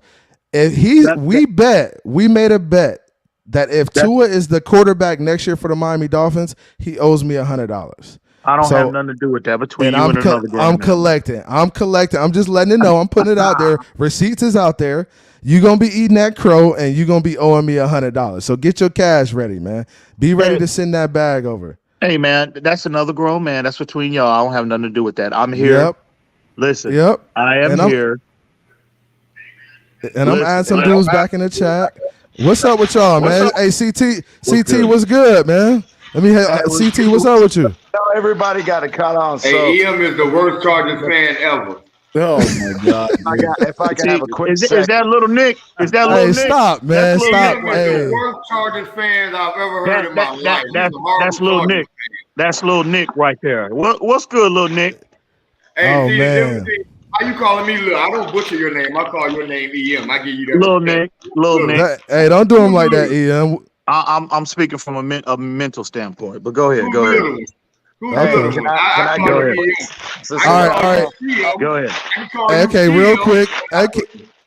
Okay, real quick, Nick. Hey, CT, go ahead, man, and then Mountie, you next, bro. All right. I just want to say I just thought it was really ironic that after this game, all the Tua hating streamers and YouTubers ended their show real quick after the game, didn't hang out and have a discussion about Tua's 6 years. Hey, so put again, on CT. Now on top of that, hey CT, who was that that ended? Who were the haters? Is that El Capitan? Is that Phins tailgate? Is that TD Phins talk that did that? Come on, bro. I was more referring to TD. Okay. I'm just gonna leave it at that. But no, anyway, my whole point was again, it was just a funny cheap shot. It is what it is. But I want to say in general though. With the Dolphins. Y'all are, bro. Y'all are. People that said that Tua was not able to have this kind of game, that he did not have the ability to have this type of game. Exactly. That fucking narrative is out the fucking door. Exactly. I definitely recall somebody over a game. All that bullshit about he can't take over a game, that he doesn't lead his team. That narrative is out the fucking window. So that shit's done. Applause. Real conversation. If I may. All right. Nick, hold up. Little Nick. Hold up, little Nick. Don't do that, EM. That's not cool. Hey, come on, man. Come on. Hey, why aren't y'all telling this fool to stop? Bro, Nick, calm down. Hey, Nick, calm down. EM, calm down. He come on the panel and he, bro. Just like the other day in Larry's chat. Nobody, I don't even know who this dude is. First off, it's football, man. It's football. We don't get paid to do this. Let's stop, bro. We don't get paid to do this. We don't get paid to play. We're just right now, guys.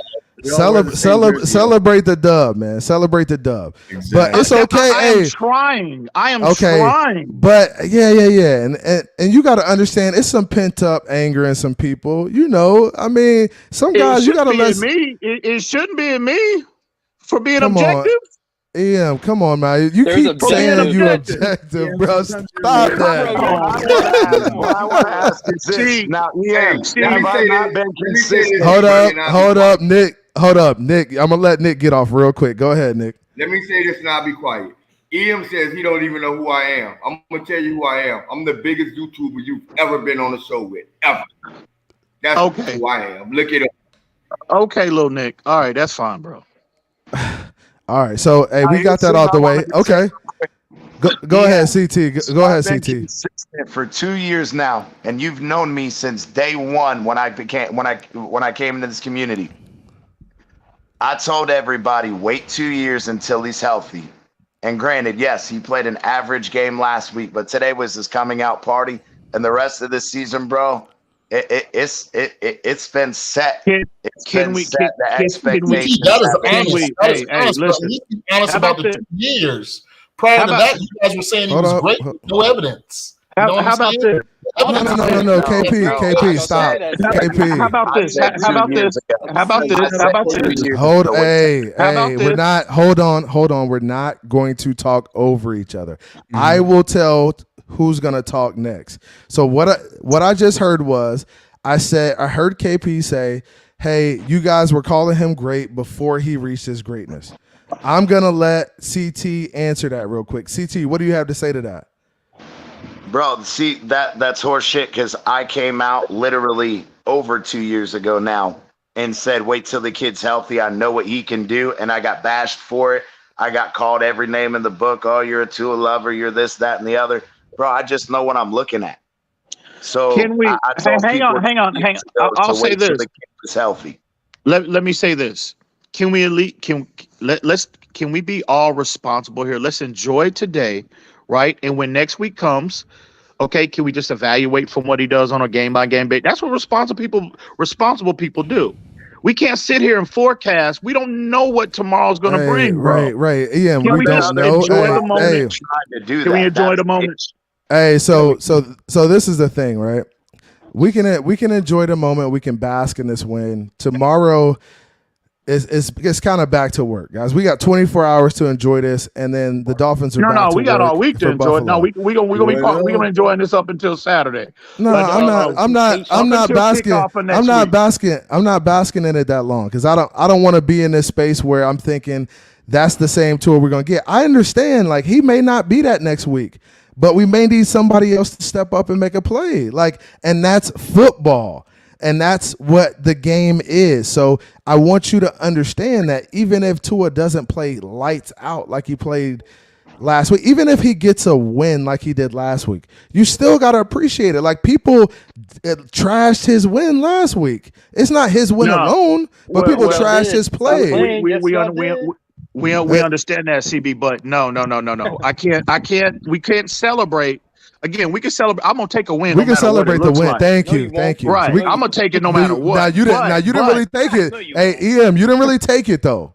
No, I did. But what I said, but that's not gonna stop me from evaluating what's on film. Even today, as good as Tua, I'm gonna still evaluate when the film comes out, we're still going to look at the film and evaluate it accordingly. Yeah.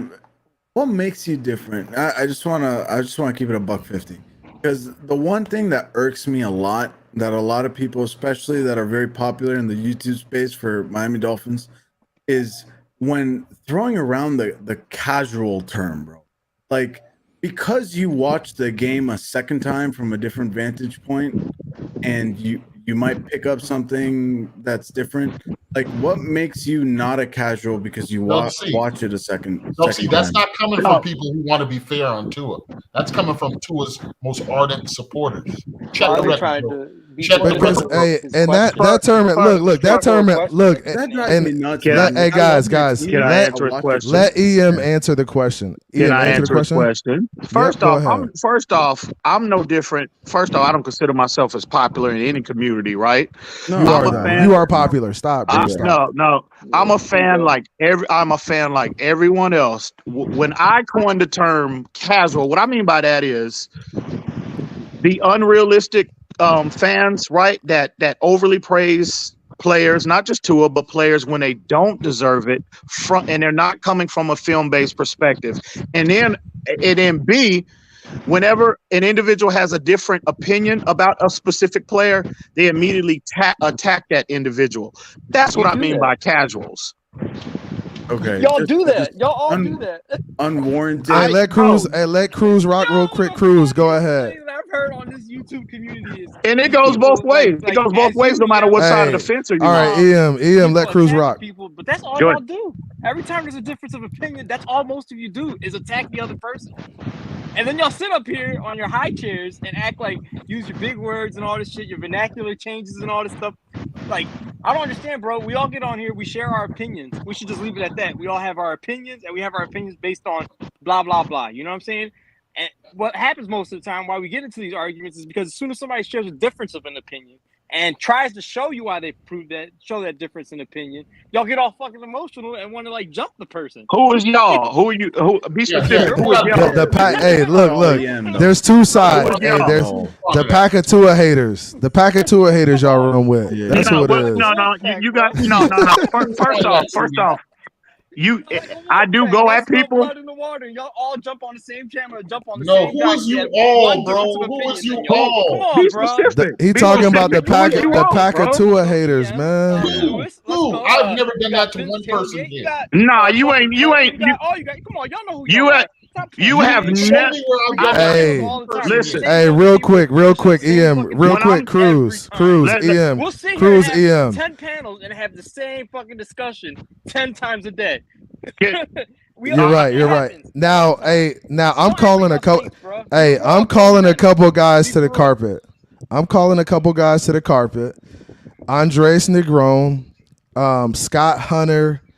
Scott Jackson, Blake McDonald, Scott Jackson, all of those guys. Hey, call their names out right now. I'm calling them all to the carpet. I need them to repent for their sins. I didn't call Blake McDonald. God damn. Hey, I need call them all out. Tua is trash. The troll Tua is trash. All them dudes, man. I have never sat up there and just attacked and destroyed somebody based off them having a difference of opinion. I don't move crazy. Hey, look, man, let me talk. I don't move like that. I don't move like that. All right, here we go. Hey, hey, here we go. The reason why I destroyed you the other day, little Nick, is because you came at me. I don't even know who you are, bro. I'm on the panel. Call each other names. This man is sitting up here calling me little Nick. Hey, hold on, stop. Hey, stop. I had to mute them guys. Hold on. Please stop. We not EM and Big Nick. This is not about y'all beef, bro.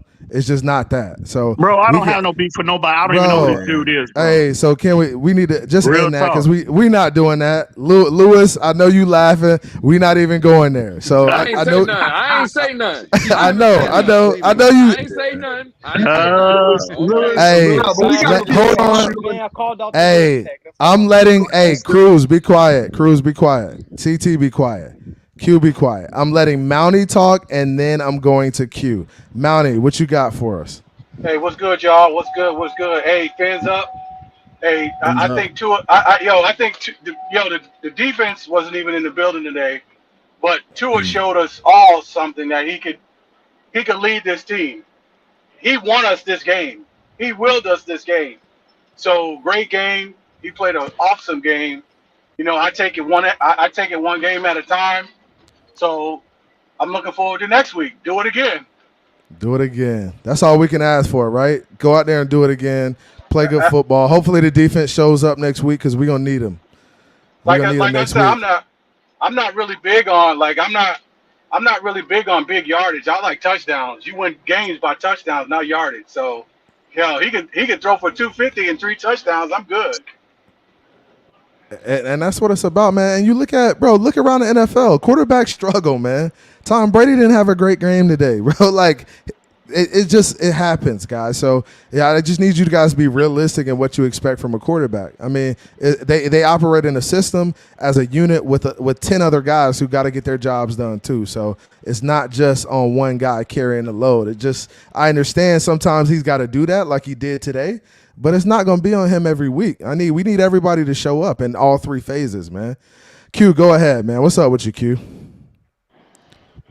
Hey, CB, was that a game or what? Boy, was it? Oh, was it? But let's not use this game to further the divide, bro. Okay, Unite I'm not with this win. I'm not. Everybody. Yeah, you're right. You're right. Really, You're right. CB? Really? And honestly, Really? I was kind of using it to do that. Because I was really pissed off. You trolling just like everybody else. You trolling. No. That's I'm what not. you're doing. But see, it's not trolling when it's true though. When the dude go out and perform and the numbers are there, the eye in the sky don't lie. So why is it only not the truth when he went today when he performs? Hey, look, when Ian, he doesn't perform, when he don't perform, and people come out and just articulate what they see on film, which is facts. Why are they a hater then? Why are they labeled a hater? He performed last week. Casual like activity. Those are like casual tendencies. That's what's so frustrating. Here we go. Hey, Ian salty because he's been flip flopping and he's been wrong. So what's happening now is. Really? Hey, look. Come on, man. So Ian? What's happening now is that even last week, bro, you can criticize him, but you can't say he played a bad game, bro. You came out on TD Phins talk and said, "Hey, I was appalled at the game he had. It was horrible. We could have seen last week what we saw this week. You didn't need to see it. You didn't need to see it though. But why wouldn't you? You didn't need because we still won the game. But don't you want to? But no, I don't need to see guys. We're not going to evaluate it. Guys, look. I don't need to see. Look, I don't need to see him forcing shots. We're not going to evaluate him, CB. I didn't say that. I didn't say that. But you fucking said. But I did say. Hey, but I did say I don't need to see that every week. There's times where he needs to play games like this, and there's times where he needs to be efficient and just win the game. I don't need to see gunslinger every week, bro. That's literally what I said. Bro, what my point was. What did you say? What was your point, EM? Because that wasn't your point. Go ahead. I said, what did I go back to the beginning of the season when we talked about Mike McDaniel, when we started making the additions with all of this You talent, said he needs to be a gunslinger last week. That's what you wanted him to be. You just said that. No, not necessarily. No. What that term gunslinger, bro. I don't use that term. Bro. What does that mean? No. I said maximize play potential. That's what my narrative was. Maximize play potential before the season even started. So last week, did he need to maximize play potential? Up 10, up 15, up 20 at times? Did he need to maximize play potential? If we were in a situation like today, absolutely he would have. Was he in that situation last week? Listen. Here we go. I asked you a question. Was he in that situation last week where he needed to maximize play? Okay. So it wasn't necessary. Exactly. So it wasn't necessary. Exactly. That was my point. That was my point. But my point listen, so my point was that when we are in a situation like today, when we have to put points on the board, right? We get in a shootout. Yeah. Is he going to be able to And what did he do? And what did he do? What did he do? He answered that shit. Exactly. So that's all you needed to do. He won the game last week. He was efficient. Didn't take the shots to say, "Oh, I'm a gunslinger. I'm going to throw it around the field all day." But shit, didn't lose the game. He was good enough enough to win the game. Then comes out this week when his back is up against the wall, he throws for 469, 6 touchdowns, and he wins us the game. What can you complain about now, bro? I just don't. You complaining about last week. Yeah. Bro, who's complaining? Big Nick, go ahead. Big Nick. Anybody on the panel can answer this question. Anybody on the panel can answer. Tua put us at risk. If you needed one coach, if you needed one coach to take away the team's best option, who would that coach be? Ask the question again because we didn't hear you. There was one coach in the NFL that has been known to take away the team's best option, number one option, or the best thing they do. Who would that be? Bill Belichick, for sure, hands down. Right. So for anybody complaining that Tua didn't do what he did this week against that coach, come on, man. Can I answer that? First off, go ahead. Hold on, really quick. I'm coming to you, Lewis. And that's a good point, Big Nick. And when I look back at the Patriots and how they played on defense, there were opportunities for Tua to take shots, but it wasn't like they were just blatant wide open. There was a guy on these guys. That tells me even the one. Look. Even the one across the middle. CB, don't do that. There's guys in lanes in the areas, bro. Bill Belichick defense is solid. They play solid. No. They played solid. Thank you, Lewis. Go ahead, Go ahead. Right. They played solid, but this narrative that there wasn't a need for him to do it, bro. What we're talking about is last week we make it seem like Bill Belichick. And I agree with Big Nick.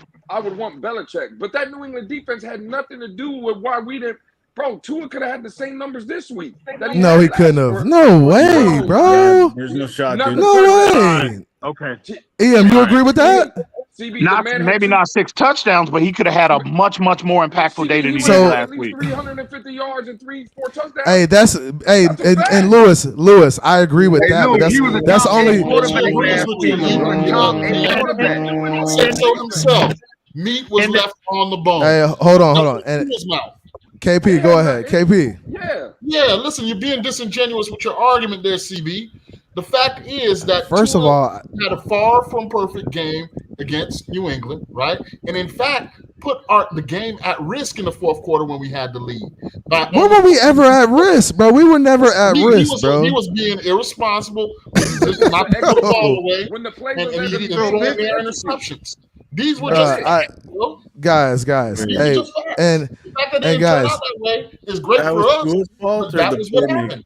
Play caller's fault. It was at risk when the defense held him to just 7 points. Bro, we were up by 13. Some of them were inexcusable throws, but it doesn't mean that we were at risk. Bro, we were up 13 points on their side of the field. We never felt like there was never a point in that game where we felt like we were losing the game. So why do you think Coach McDaniel was still throwing the ball? Let me ask everybody a question. Why was Coach McDaniel last week? Again, the game wasn't in danger. I agree with that statement. Why was Coach McDaniel still throwing the ball with a minute left to go in the game? Because he knew there was plays out there to be made. He wanted to see if Tua was going to hit. And he said that. And first off, it had nothing to do with that. So which is guys, and which is fine. I'm fine with McDaniel himself came out and said, bro. He said, what did he say? This will be the worst game that we play all year. He was. He said he was frustrated about the plays they left on the field. He said he hopes. He said he hopes it'll be the worst game they play all year. He didn't say it'll be the worst. He expressed that he was frustrated by the plays that were left on the field, which is fine. So what they do is that's what my point. So what's the issue here? So what they do is Tua hates the issue of today. So what they do is they go in, they evaluate the film, and they come out next week and get better. Like, I don't understand guys dwelling on the fact that he left a couple plays on the field and we won the game. It was more than a couple. It was the first Hey, Lewis, y'all ran with the narrative all week, bro. What you mean? We didn't listen all week. I didn't talk about Tua. I said, it was a lot of. I'm not talking about you in particular. The pack of haters you run with ran with that narrative all week, bro. Bring up but Lamar. The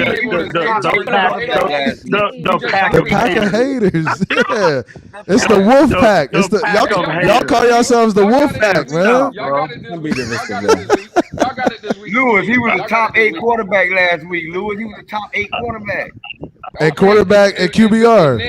And Nick, and I agree, but the problem is that again, I was the first one. Last Sunday after the game, I was on El Capitan and the Phins tailgate, and I was the first one on there. And I said Tua played a good game.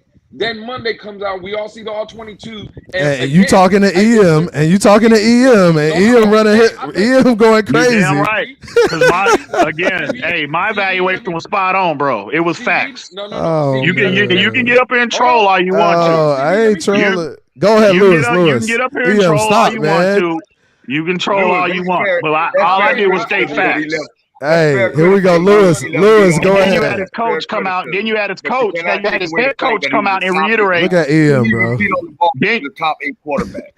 Then you had his head coach come out and confirm what I said about the all 22. So you control all you want. Hey, he didn't come out and say nothing about Ian was right. All right. Bro, get out of He here. made the same point that I made. He made the same point that I made. Hey, Lewis, go ahead, bro. Lewis, go ahead, bro. I'm saying I don't need anybody's evaluation. I'm gonna make my determination with my own 2 eyes. When I seen that all 22 again, I still think Tua played an efficient game last week. I came out and said he played good. First game, by the way. It doesn't matter about first game. See, I hate those narratives. They don't matter about the first game? Listen, CB. Like, you don't got to shake the rust off and get played? CB, my expectation. Come on, Lewis. No. Bro, he's missing NFL wide open throws. Bro, I understand, but you gotta look at the context of the situation, bro. First game, bro, you can't.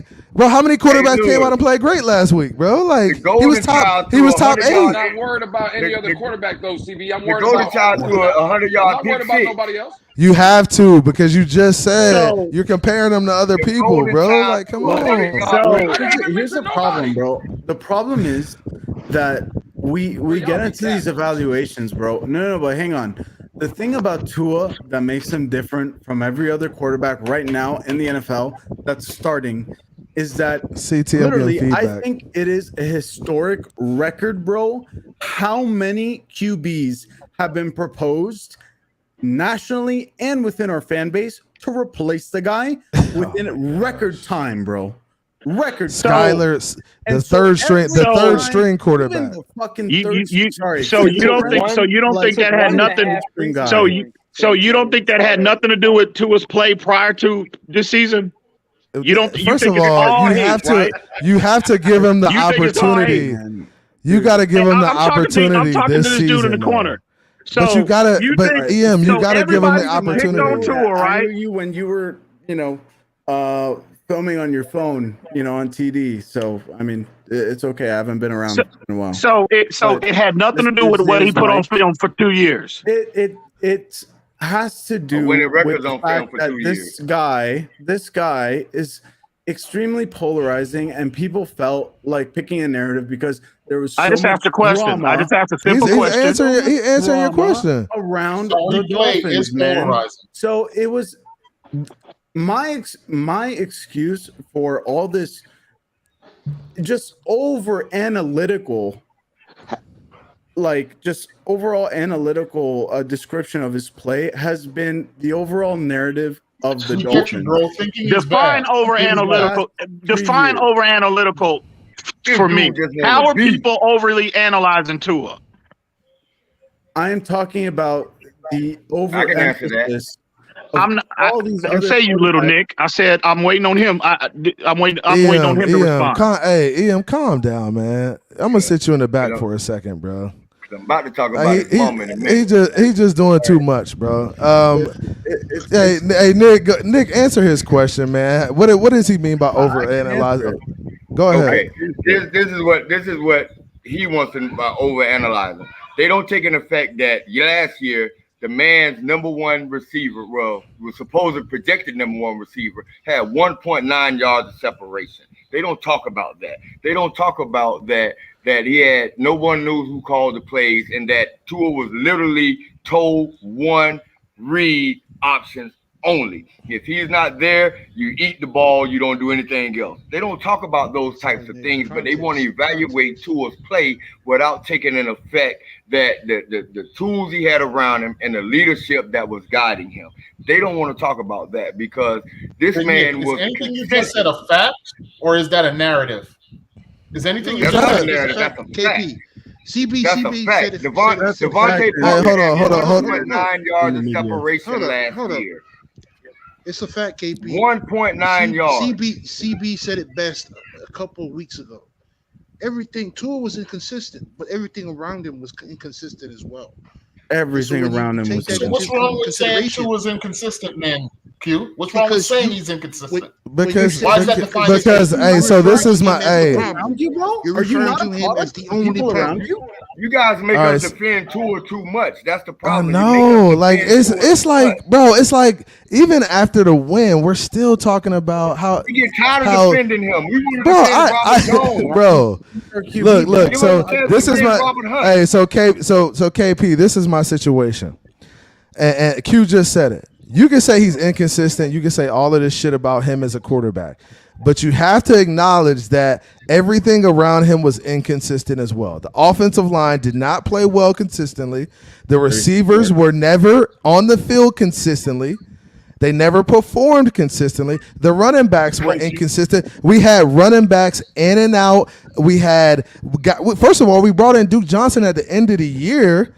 Philip Lindsay came in at the end of the year. Like, come on, bro. Like, I understand you saying that, hey, Tua's play is inconsistent. But I also need you to acknowledge that everything around him, the coaching, the playing, everything around him was inconsistent as well. And that correlated with how consistent he was. And not solely there's no problem with calling out that consistency. Because Tua was not But then to on blame the other hand, solely. you've got the hypocrisy of folks who celebrate Tua's great winning percentage while using that same winning percentage to say that the head coach is not a good coach. That's not happening as well. So you're moving the goalpost though, like you're deflecting, bro. We're not even talking about the head coach. We're just saying the offensive unit, the things around him were inconsistent. Can you acknowledge that it was inconsistent around him? And this is my problem with the Tua haters and the non-believers. Y'all won't even admit the shit was inconsistent around him. You were talking about the head coach, and I'm not even talking about that shit. We're not allowed to talk about nuances. Nuances Bro, don't what? these people. So KP. So KP. Yo, CB. Here's what it is. Tua didn't respond well to Flores's his dictatorial, his authoritarianism. Hard coaching. A lot of people don't respond well to that. It is what it is. Especially especially me. men. Especially I've been in the. Okay, go ahead, Monty. Hey guys, don't interrupt. Don't interrupt. I was in the military 22 years, and I mean that's all you see is different types of leadership, and some of that leadership, some of that shit is not cool. It's unprofessional, and it's not cool. So, that Hitler type of, that hard authoritarianism type of stuff, people don't just talk to me. You don't have to yell at me. And guys, and that's a really good point. And this isn't a shit on Flores show because I don't even want it to become that. Right. And I appreciate your service too. My pops was in the military. He was 82nd Airborne, man. So I know what that life is like. But 6 years right here. I did 6 years. I like to speak on the nuance of inconsistency, if I may. Okay. Hey, Ian, bro, chill out, bro. You in the chat going off on people, bro. It's okay. Dolphins won. We gonna be all right, man. I just think you super emotional right now. Chill out, man. You all right? So go ahead, CT. Go ahead, man. I was just gonna say, for me, we all know the first half was just a clusterfuck. And what I really thought that was extremely telling is you look at that second half, the blocking was a little bit better. The run game was a little bit better. The defense finally stood up. And, bro, that's what happens. Our defense kept getting us the ball back, and Tua just kept putting it in the fucking end zone. Bro, it's consistency. Overall, we started getting consistent blocking. There were a few missed blocks in the second half, but Tua got it off quickly. But Bro, that second half was as consistent gets. And also, CT, And Baltimore was playing on an emotional high. They was mourning the death of Saragusa, that other player. Plus, Lamar Jackson is playing for a $300 million contract. So it's a lot of those nuances that we have to talk about that factored in the way they played in the first half. Yeah. If I may add on to what CT was saying, to add on to that, in Tua's presser, he said it. Tua is honest. He'll tell you what's going on in the field. He'll tell you what they did on the field. Today, Tua said he wanted to take some deep shots, but then they were kind of limiting his deep shot until the second half. The second half, they opened up the playbook, and you see how much of a difference that made for this offense. Tua wanted to go down. He wanted to go deep, taking those shots. But then Frank Smith, I don't know what happened, and then he made the second half adjustment where they started taking deep shots. And you saw those deep shots to Tyreek Hill. 2 deep shots, bro. A 60-yarder, and I think the other one was like a 40-yarder. Man, they need to open up the playbook, and they need to let Tua play his game. And I think there's gonna be a time and a place for it. I don't think it needs to be done every game, but I think there's gonna be some games where you need to do that for sure. And can we get Eric Rowe his flowers too? Can we get Eric Rowe his flowers? He did play pretty good, man. He made some good plays, man. I was a little worried about this man coverage, but they started to get it together because I was really worried like early in the game because they were struggling, man. Anybody want to tell me why teams? Anybody want to tell me why teams continue to go 4th and 1 with Zach Sealers on the field? Anybody want to tell me that? Why they? I don't know. They gotta stop it though, because we shut that down, bro. We were shutting that 3rd and 1, 4th and 1. That dude was a dog. CB, I just want to say one thing, man. And I just think this is me keeping it 100. Look, you guys can disagree with me. Whether you're a Tua lover or Tua hater, the way I see it is this way. Listen, yeah, exactly. Dolphin lover, Phins up. The way I see it is this way. All of it is about one thing. We have a quarterback that we drafted, and it was our first, basically top 10 draft pick in a long time. I remember very vividly, and I've been around here in the YouTube space since 2015, 2016. Before Minkah Fitzpatrick joined the team, and we let go of Adam Gase, the YouTube Dolphins space was really growing. We had finally, as a fan base, I felt like gathered around a quarterback, and that was Tua Tagovailoa. Tua Tagovailoa came in. Yes, a lot of us there was still divisiveness within the Dolphins between he's an injured quarterback and not whatsoever. Listen. At the end of the day, what I think is the real issue is that we've gotten caught up with just the overall fact that we want to be right about whether or not this dude's a bust or not. Can we not just finally realize that, look, this dude is yes, we all can agree this is his make or break year. Like, the divisiveness needs to stop. This game was proof of the fact that if you give this guy 21 points behind, he can come back in the fourth quarter. I think this was the first game. Do you agree this is the first time you've seen? Can I finish my point, please? And then you You've can been going on for like 3 minutes, bro. How long? All right, go ahead. Hey, wrap it up, bro. Wrap it up. Go on. All I'm gonna say is this: look, we finally gave him a chance to come back, and what I mean by we gave him a chance is that he doesn't have restrictions from Flores, and you can have your opinion about that or not. Goes the book. See, that's why Flores is a tangible topic, CB, because he exists in the minds of these Tua apologists as a consistent foil. I'm not a Tua apologist. Get to your point. Why bring up Flores then, bro? Hey, so let's not bring up. All right, hey, you can't bring up Flores. Get to your point, bro. Get to your point, Dub. I'm waiting for it. Yo, can I say something? Okay. Why do you hate players on your team, KP? Why do you hate players on your team? Dude, I just that's the thing that I don't agree with you, and I don't understand why you're attacking me with it. We all wear aqua and orange. I'm asking you to get to your point. My point is this: that as an attack. KP, chill, bro. My son just said the Dolphins legit. That he can literally come back. Can I go after Dummy X? Can I go after him? Yeah, I got you, Batman. You're next. And he delivered us a W against a really good team. Yes, he did. He did. See, yep, he performed well. After years. Hey, Batman, go ahead, man. Batman. All right. I just want to say this. Like, I'm surprised we had a great game. The fact that our defense only stepped up in like the third and fourth and shit like that, as far as the line, and Tua came out and showed out. I want to give a shout out to. I know he hates me, the homie EM.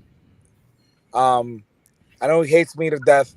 Why does he hate you, bro? Why? He hates me. He hates me, but because we don't hate Tua. I just, bro. EM's look. Hey, yo. First of all, EM's a good dude. He's just a little emotional. He wears his emotions on his shoulder. You know, he's gonna tell you how he feels about you, which I like about him. But sometimes he's dead ass wrong, and I feel like, you know, him calling him Nick, little Nick. It's like, come on, man, just let's move on. Let's be men about it. Let's respect one another as men. I love EM. I know whatever he has against me, whatever. It is what it is. At the end of the day, I love that brother, man. But at the end of the day, I call Lewis. Lewis is up here. I call Lewis, and I want to know what the perspective is on the outside looking in. And I know that interception at the beginning of the game was bullshit. I hated it. I'm not gonna lie. But Tua came out, showed out. This is the first time for a long time for the Tua haters. They can say that it wasn't the defense. Tua came and showed out, and I loved it.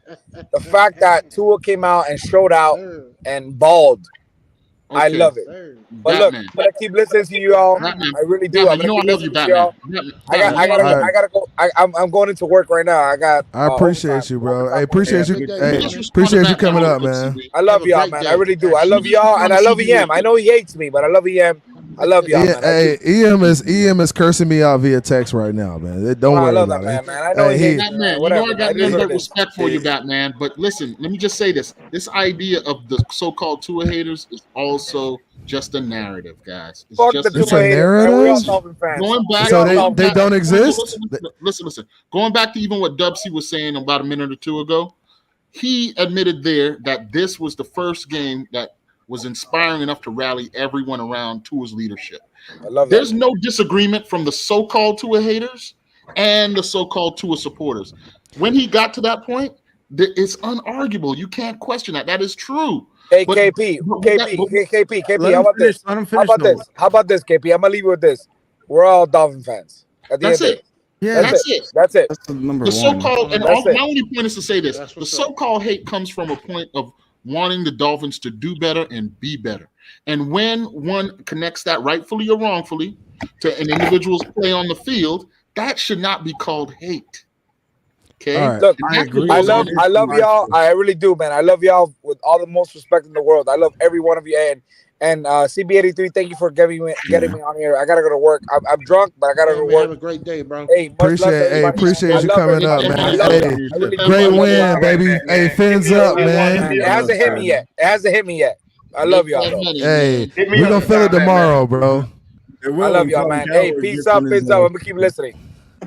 All right, hey, hold on. Even before I go there, I'm bringing Ian back up. All right, I'll wait.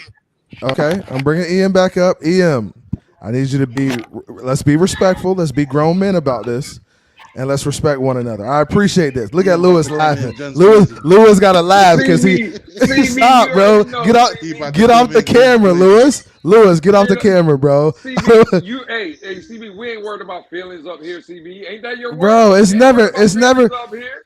I know it ain't, but hey, y'all be. EM back up, man. Y'all need to stop playing. Bring EM back up. Talking all that shit. Hey, can I say something real quick? Hey, EM, I got love for you, brother. I know that me and you got differences, but I love you. You know that, right? Batman, why do you think I hate you, bro? I don't have no bro.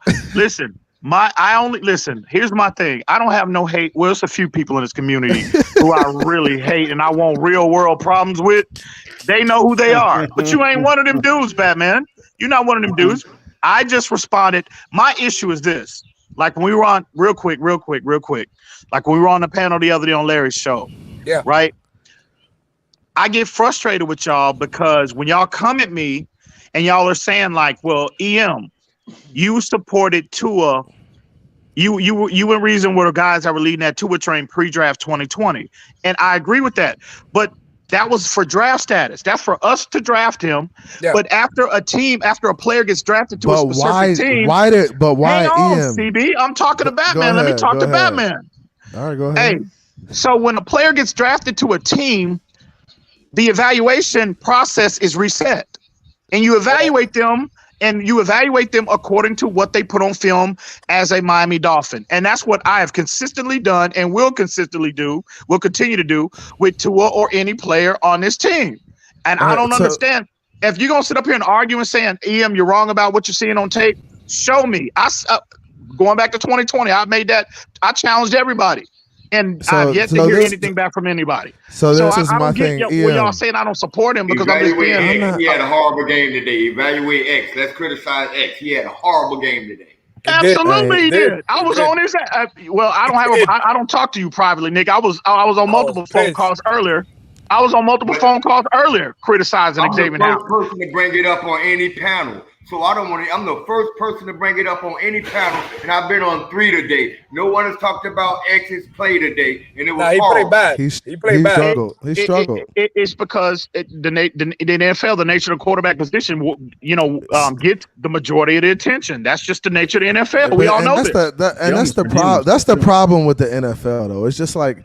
It's a quarterback-driven league, but it's like, damn, at some point, y'all got to learn about something else outside of the quarterback. Like, y'all got to be able to talk about some other shit, because it is 10 other guys playing football outside of the quarterback. And they are the most dependent position on the field. It's like, damn, like, some point, y'all got to figure out some other shit to talk about. It's kind of like, I get tired of talking about Tua and defending this guy. Like, hey, real quick, CP, can I say something?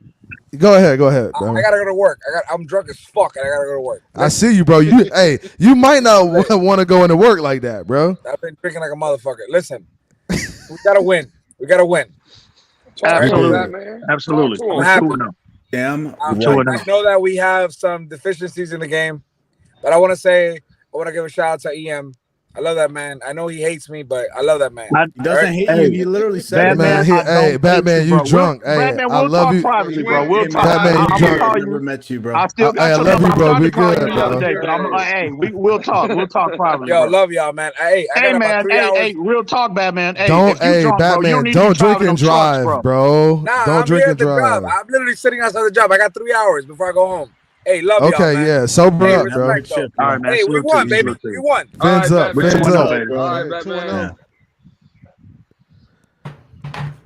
Yeah, man, but bro, it's a good win. I'm not even gonna be divisive, guys. I'm not gonna be divisive. Your curse that was broken. I'm gonna let the Tua haters just repent on their own. No. Listen, Stevie. Come to the altar and just listen. And 2-9 should be flexing all week. 2 ears should be flexing because this type of performance. See, now you finally have something. Now you finally have something tangible. Now you've got film to substantiate your level. But I saw this in Arizona, though. I saw flashes before this. I saw flashes before this. Arizona was 2 years ago, bro. But flashes is not good enough, CB, at the NFL level, bro.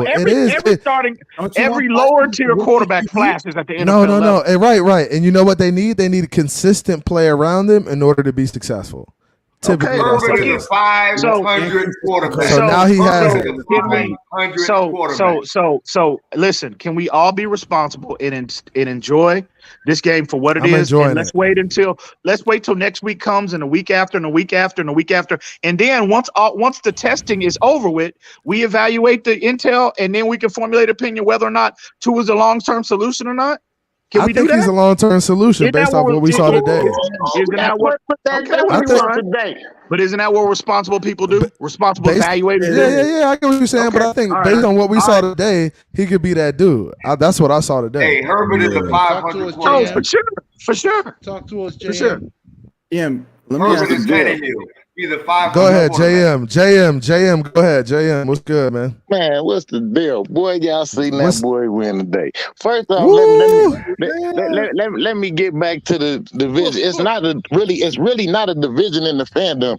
The problem is that we all see this game through different lenses, so we have different objectives, and that's because we all are at different levels in seeing the game. So when somebody that has more experience in looking at this game just trying to help you along, you should just take that knowledge. You don't still have to agree with them, but you take that knowledge and it'll help you to learn how to process things later. That's the devil. That's evaluation.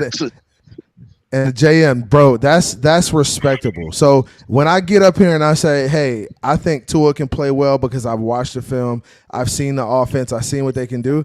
It's not because, bro, I'm a Tua lover. It's because I feel like the dude can play well if he's in a consistent system. You were too near. You were too near. Stop. We all know that, CB. Stop. And we know you run with a pack of Tua haters too. Named Lewis in there, you in there.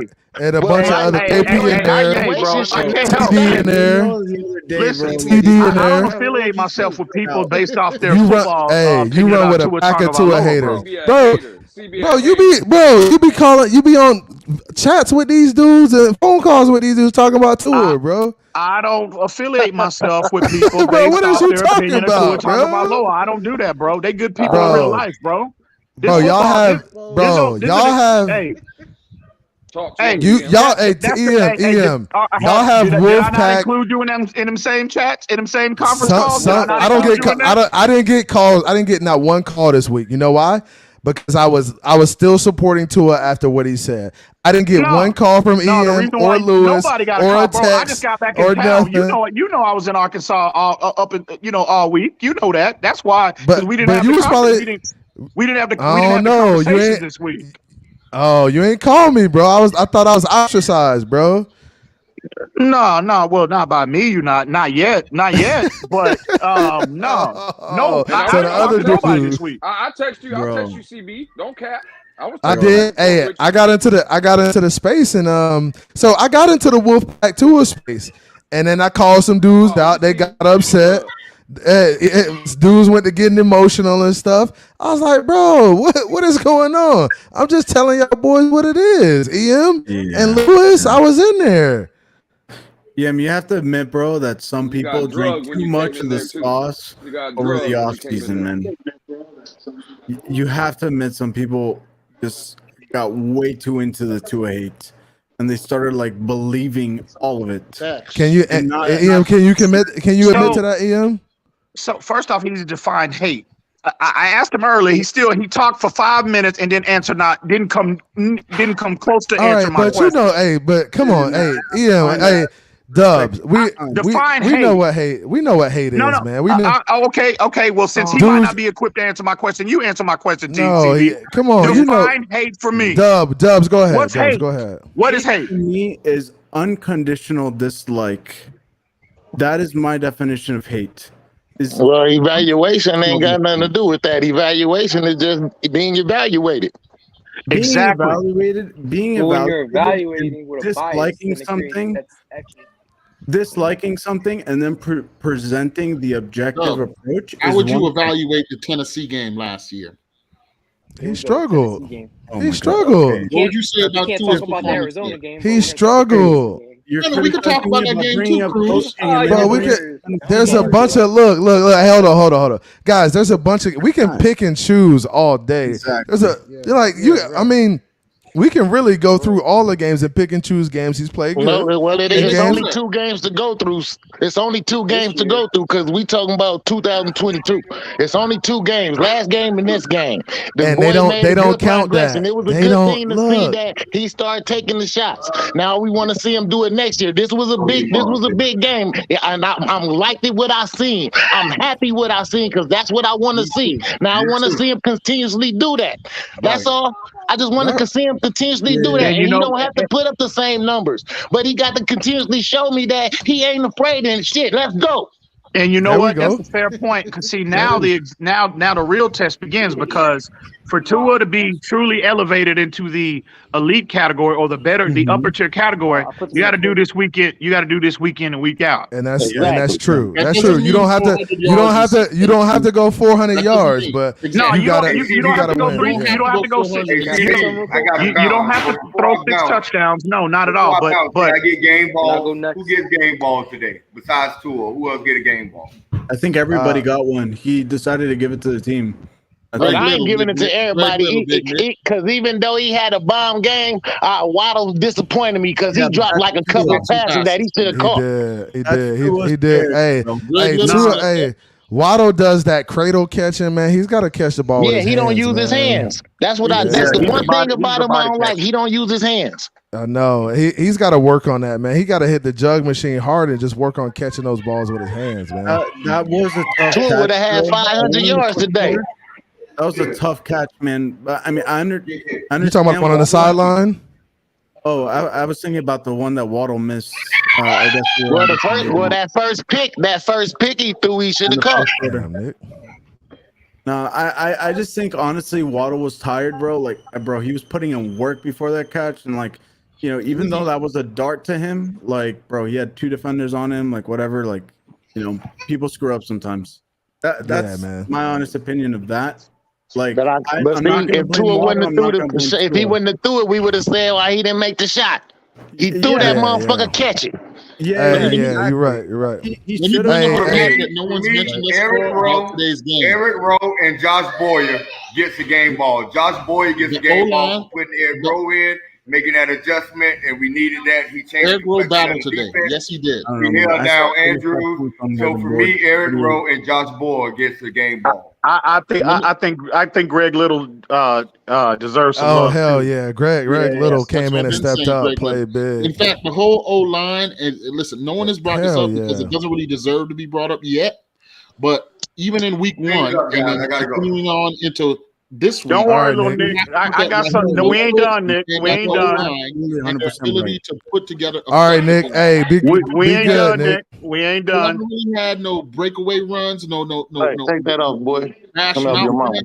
But listen, let me tell you, other defenses, when they look at the film, they're going to see the threat that Raheem Mostert and the run and the consistency of the good runs is having on our offense.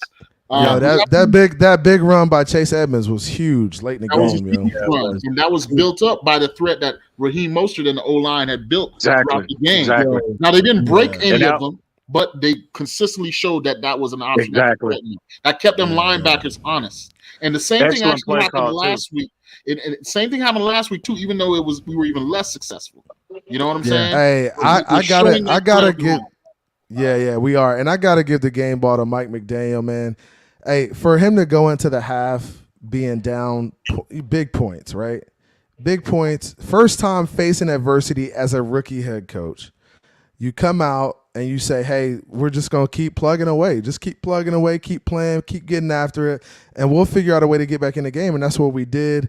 And he found a way to get it done. You got to applaud that, man. As a rookie head coach, you got to give him his due.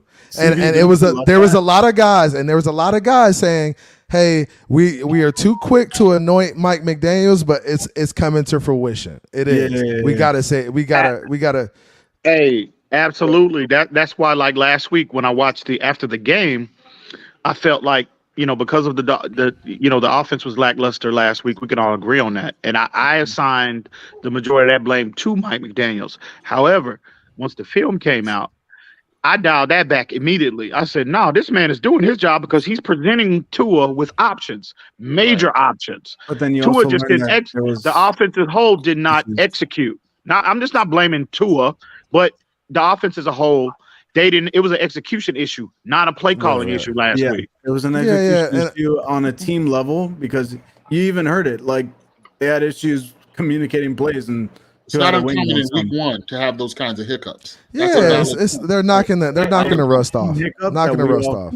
Expect. So hey, I'm gonna go ahead and do final takes because I gotta get out of here. I'm gonna go ahead and do final takes. I'm gonna start with my man JM. JM, you were the last one to come in, so I'm gonna let you go first, man.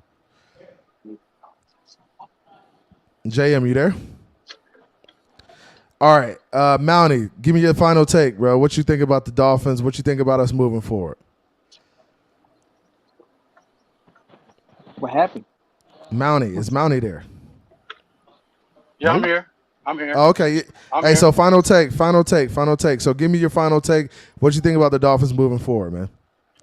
I think everything, all signs and indications are pointing that we're pointing in the right direction.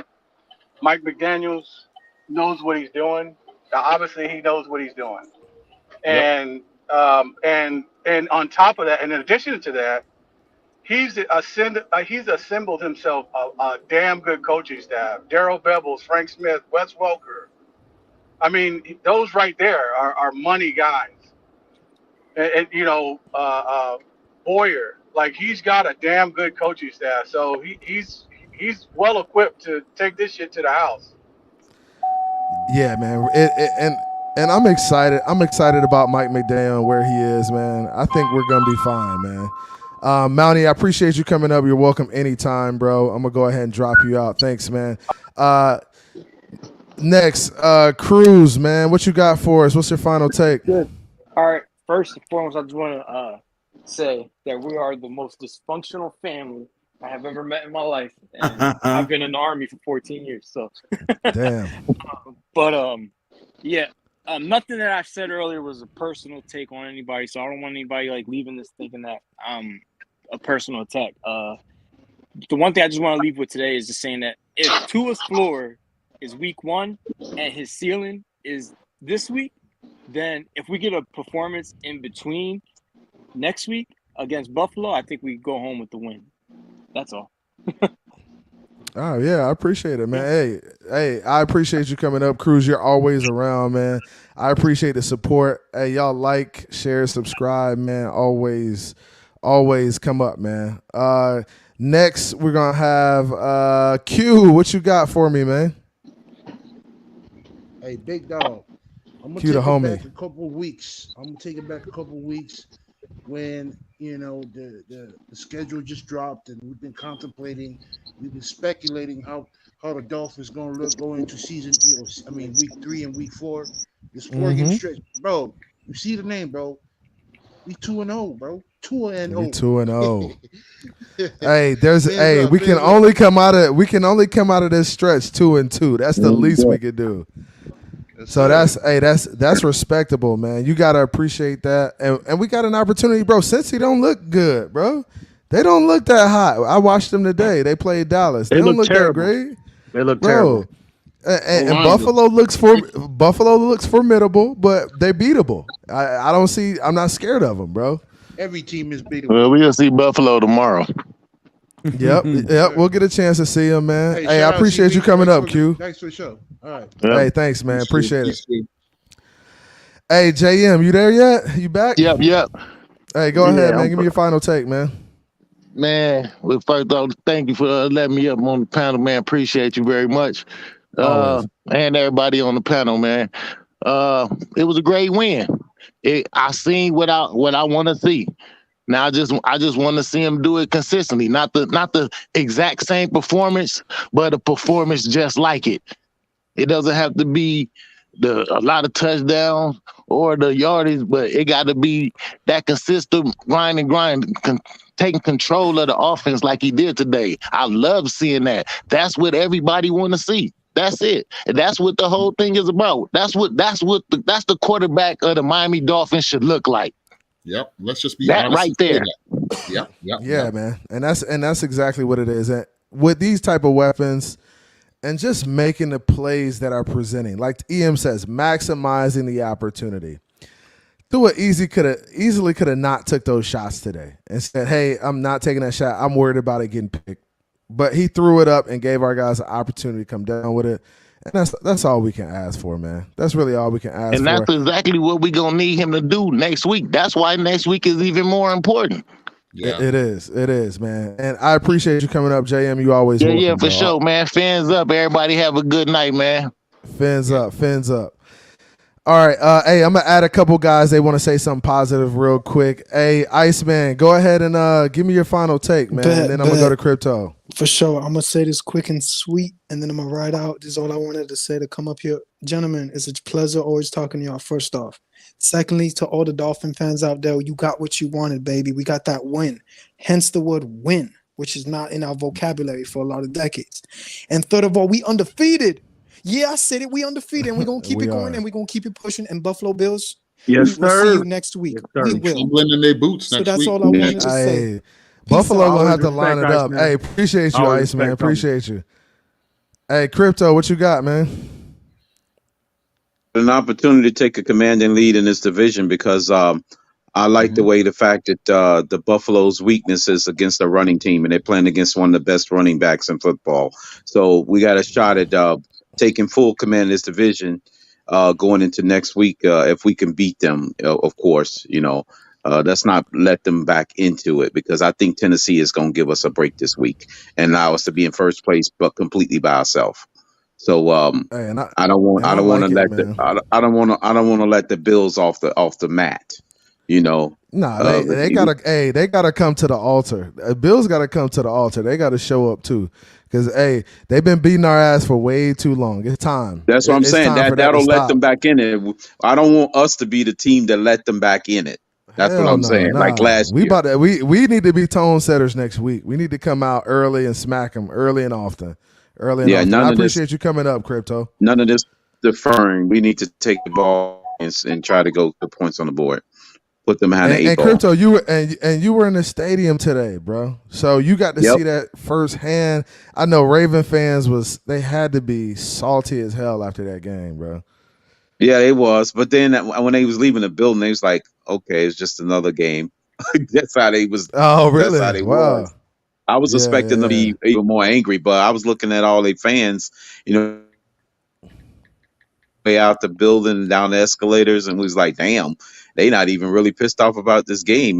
They quarterback played good and they still lost, but is what it was because I was like, your coach was pretty much let us back off the mat with that fourth down, ill-advised fourth down at midfield.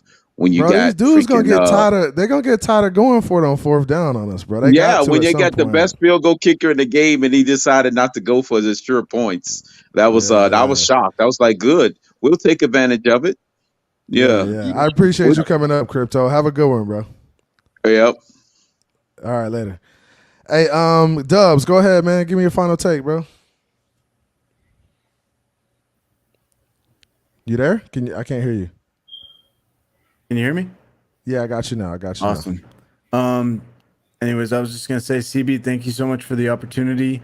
Always. EM, KB, there's a lot of OGs in the chat and definitely on here right now. At the end of the day, the one thing I'm taking away from this win, it's a win that the Dolphins as a whole needed, no matter what side of the fence you stand on. And overall, I'm just going to throw it back to what our leader says and take adversity as opportunity. That's what it is. And so this is an opportunity for Tua to continue to prove that he is consistent. And those that out there that, regardless of whether or not your take is objective or subjective, if it's objective, then hopefully Tua can continue showing his consistency and further unite our fan base to be a little bit more united versus the, mess that we have right now. But at the end of the day, we all wear aqua and orange. So Phins up, baby. This is a great win, historic. Yes, sir. And I'll remember it for the rest of my life. So no doubt. Easy, Fins guys. up. Fins Thanks, up, man. Dub. Appreciate you. Have a good one, man. Guys. Hey, KP, man, what's good? Give me your final take, bro. Man, listen. Hey, man, I'm in here. Hey, guys. Hey, just in case, I'm in here with a pack of Tua haters now. They might gang up on me, man. We on your ass. Hey, Lou. Lou. CB always saying that, but he in the same group. He talking about Tua haters, right?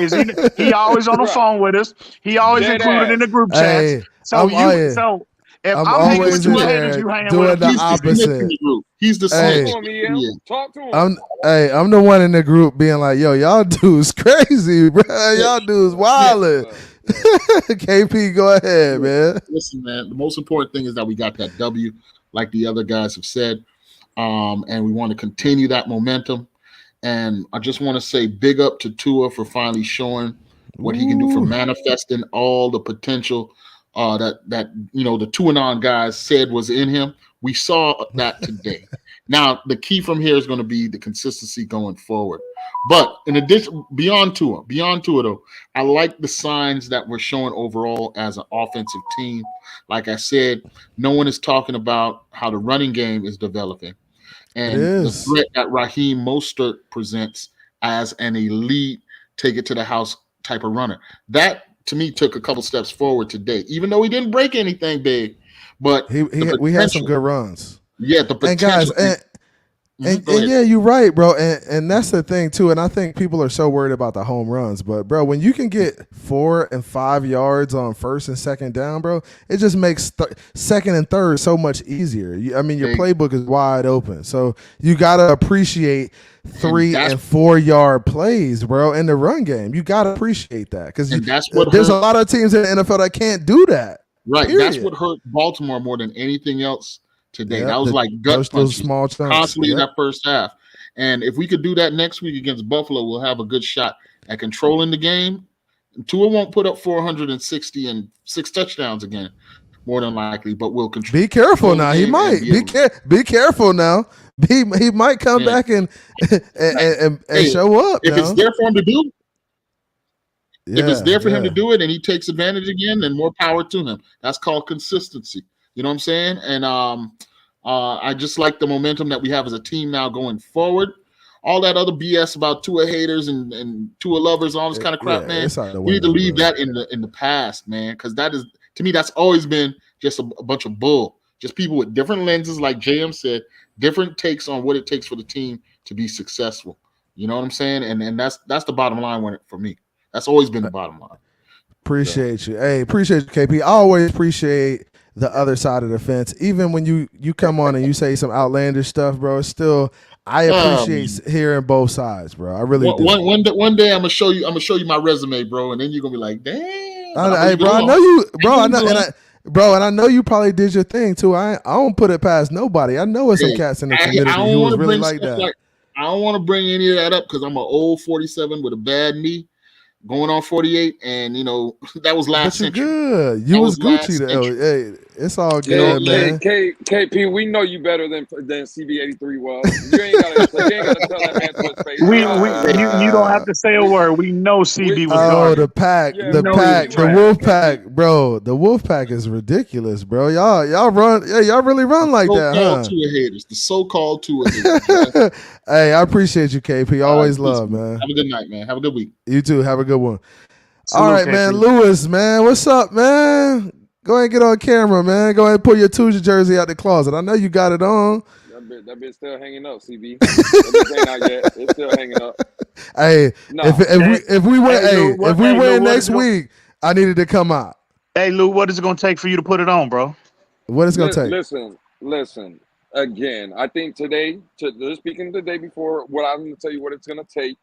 The kid showed greatness today. And this is for all the haters. See, I ain't going to come up here and when he plays bad, criticize him. Because I told y'all before, I don't care about none of the running game. I don't care about the offensive line. Bro, we said it before. Tua's going to have games where he's going to have to lead us. And again, today, he let his nuts hang. He went out there. And again, I was on some calls and some people told me this privately. What Tua did today was basically going to halftime and said, oh, Lamar, you auditioning for my job? Don't worry about it, pimp. I'm going to come out and show you why this is my job. And that's what we need as fans. That's what we need, bro. That's all we asking for. So, again, today, Tua showed greatness. And I'm not asking for 6 touchdowns every game. But be consistent and make the plays when they're available. EM tells me all the time, when the plays are there to be made, you just got to make them. And I agree with EM 100%. And I think the kid showed it today. And that's it. Hey, I'll be at the game tomorrow. I'll be at the game next week though, and it still ain't gonna be that Tua jersey. It'll be that. Come on, man. Come on, man. Pull up the two. Hey, you got to pull out the tour, man. Come on, man. Hey, that Tua jersey be in the truck. That bitch will be right there in the truck. But that Waddle's going in. That Waddle's the one going in the stadium. All right. I hear you, man. I hear you. Lou, he pulled that off next week, bro.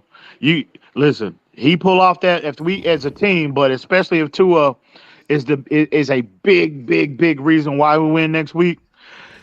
You gonna have to pull that jersey out, bro. Real talk. I agree. Hey, listen, the kid showed greatness today. Give him his flowers. There's been multiple people, YouTubers said it today on their streams. There shouldn't be no discussion about Tua Tagovailoa this week. The man won us the game. I don't care. It wasn't the Dolphins that won. Like I said, when I think Tua loses the game, I come out here and I'm a man and I say Tua lost us the game. Today, Tua Tagovailoa won us the game. It had nothing to do with the Dolphins. It was all about Tua. So salute to that man, and he showed greatness tonight. Appreciate you, man. Appreciate your CB, objectivity, man. Listen, you still be with the nonsense, CB, and I hope I love you. Still gets on your ass. I love you, stay bro. on his neck. Stay on it. You already know I stay on his neck. You know that. Hey, love y'all boys, man. Love y'all boys. Be All good, right, man. Much love. Hey, always respect, homie. You already know what time it is. Yes, sir. All right, man. And then there was one, man.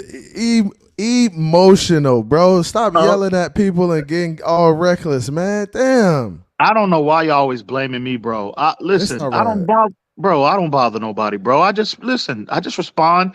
People come at me, and and I just respond to them. And then it might be more than what they can handle. Then they start crying and playing victim, bro. I don't bother nobody. You already know that, CB. Why you tripping, bro? I know, bro. You my guy. I rock with you, Em. I really do, bro. So, I mean, what you think moving forward, man? Man, CB, listen here. First and foremost, salute to everybody that showed up and showing CB the love on the platform. Appreciate y'all, man. Everybody in the chat, everybody coming on the panel, salute to everybody, even the haters and the idiots. Salute to y'all too, because y'all, unfortunately, y'all are family members too. So salute to everybody. But with that being said, CB, I'm telling you, bro, this was a very, and I'm just happy for Tua. I am overjoyed for this kid. Me too, man. That's what people don't realize too. Like, I'm just happy that the kid finally had a moment, something he could be excited about. Like, I mean, I know you might not believe it, CB, and a lot of some of these fans, right? They might not believe it, but I address the Tua hate people that are unfairly critical of Tua. I address those individuals with the same level of heat that I do the ones that are overly praising of Tua, right? When it's not warranted. Bro, I try to distribute that pressure evenly amongst those two sides of the fences, right? And so earlier I said, for the Tua haters, that when Tua doesn't play bad or when he underwhelms as a player, in a game, the floodgates open with the critique, right? The floodgates are open and everybody and their mama poking their head up criticizing Tua, right? So I would like the fan base, at least for this week, right? We need to keep it in perspective. Let them floodgates and open up and give this kid credit. And I'm overjoyed for him because the heat that Tua has been on as a Miami Dolphin, it is unprecedented in a lot of ways, bro. And those conversations were starting to resurface earlier in the week. And for him to come out, he had a bad game. He had a bad first half, right? And I'm gonna be honest. I was like, man, Tua might be done, bro. You thought he was checked out. I said, wow, Tua might be done. He didn't look engaged, but he went to halftime. Something happened. Something clicked in him at halftime.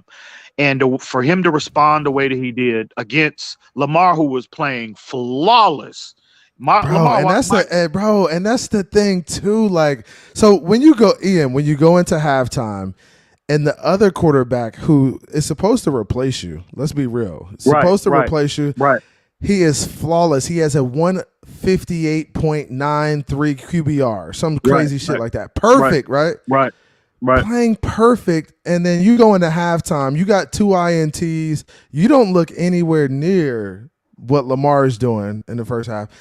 And like, what are you saying to yourself? Do you pray? Like, what do you think Tua did? Did he just have? I think he did. You know what? You know, I think he did pray.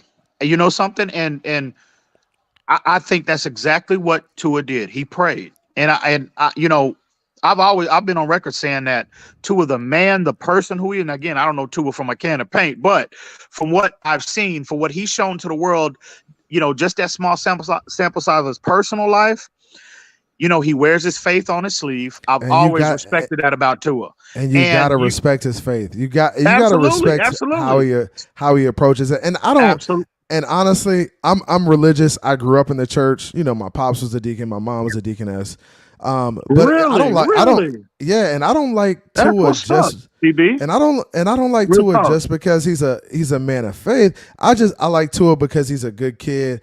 And the faith thing is an aspect that I look at like, hey, if this kid is a man of faith and he prays and he wants to be good and he strives to be good, nobody could take that away from him. I mean, what's for you will be for you. That's what what God says. So it's like, hey, I mean, bro, and he went in back against the wall and came out swinging, bro. He did, and he looked completely unfazed as of what transpired in the first half. Completely, he looked like a different player. Scary, he looked confident. His command was there, you know. And again, like I said, bro.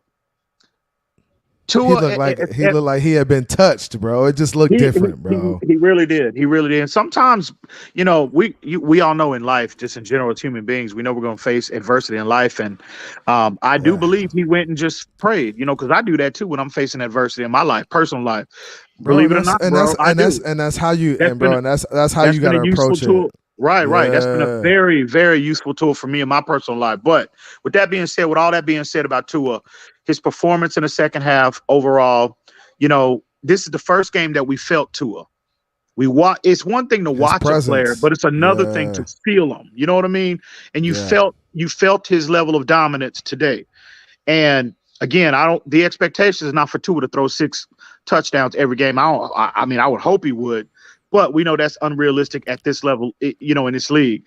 But if he's showing the consistency in terms of reading all 3 levels consistently, his timing is there. And if they just get a semblance of a run game to complement Tua, man, this team, this offense can really get to places that we have never seen. I mean, real talk. I mean, you got Tyreek out there dominant. You got Waddle out there just uncoverable.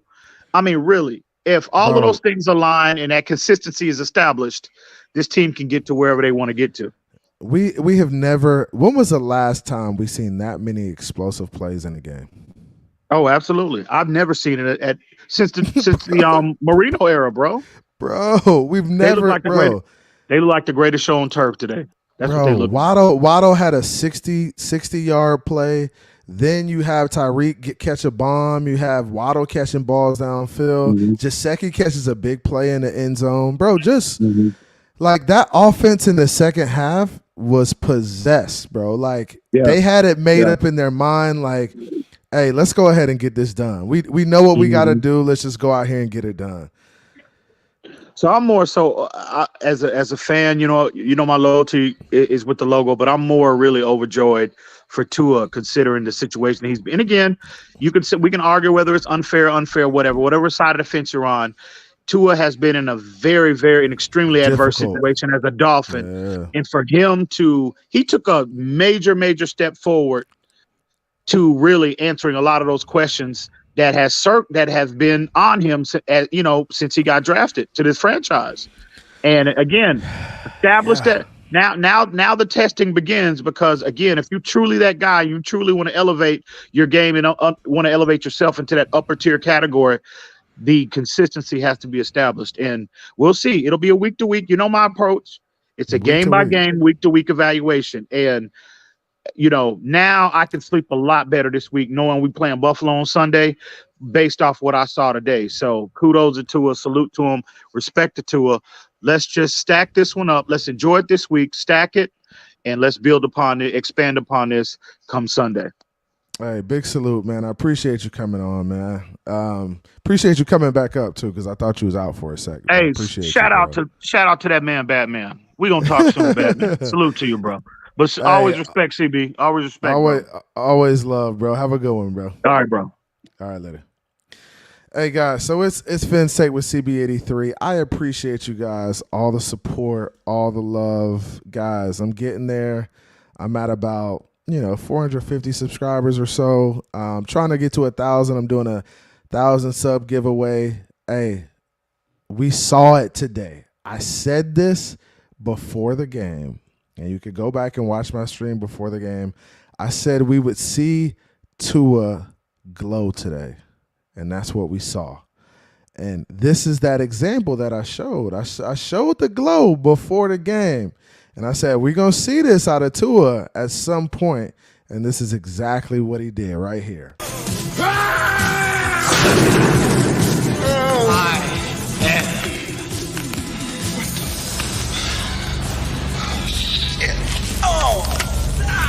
Damn. Let me go, motherfucker. Let me go. Hey, he's just that humble, nice kid who, when his back is up against the wall, he gets pissed off. And it came out today, man. Y'all got to respect that. Hey, I appreciate everybody coming up today. Hey, shout out to everybody in the chat, everybody who came up on the panel today. We had some of everybody, man. Love y'all. Appreciate y'all. Hey, it's Fins up for life, man. For life. We came out with a huge dub today. And now it's on to Buffalo. Let's enjoy this. Let's enjoy this till Tuesday. After Tuesday, we put this behind us and we keep plugging away. We go back to work. We start preparing for Buffalo, man. I appreciate y'all. I love y'all. It's Fins up. Support your boy. Venmo, Cash App. Y'all know what it is, man. Love y'all. Be good. See ya. Came from the bottom, that's foreign. I swear that I'm up for the sun in the morning. Oof, hey, I gotta flex. I need a Nike bag, give me the check. I need the money and power, respect, but I promise I'm repping the O to the dead. Hey, oof, I sort them out of my way. I don't got nothing to say. Now they can't run at my pace. Yeah, they know that we ain't the same. 402, we rap the game. I told them this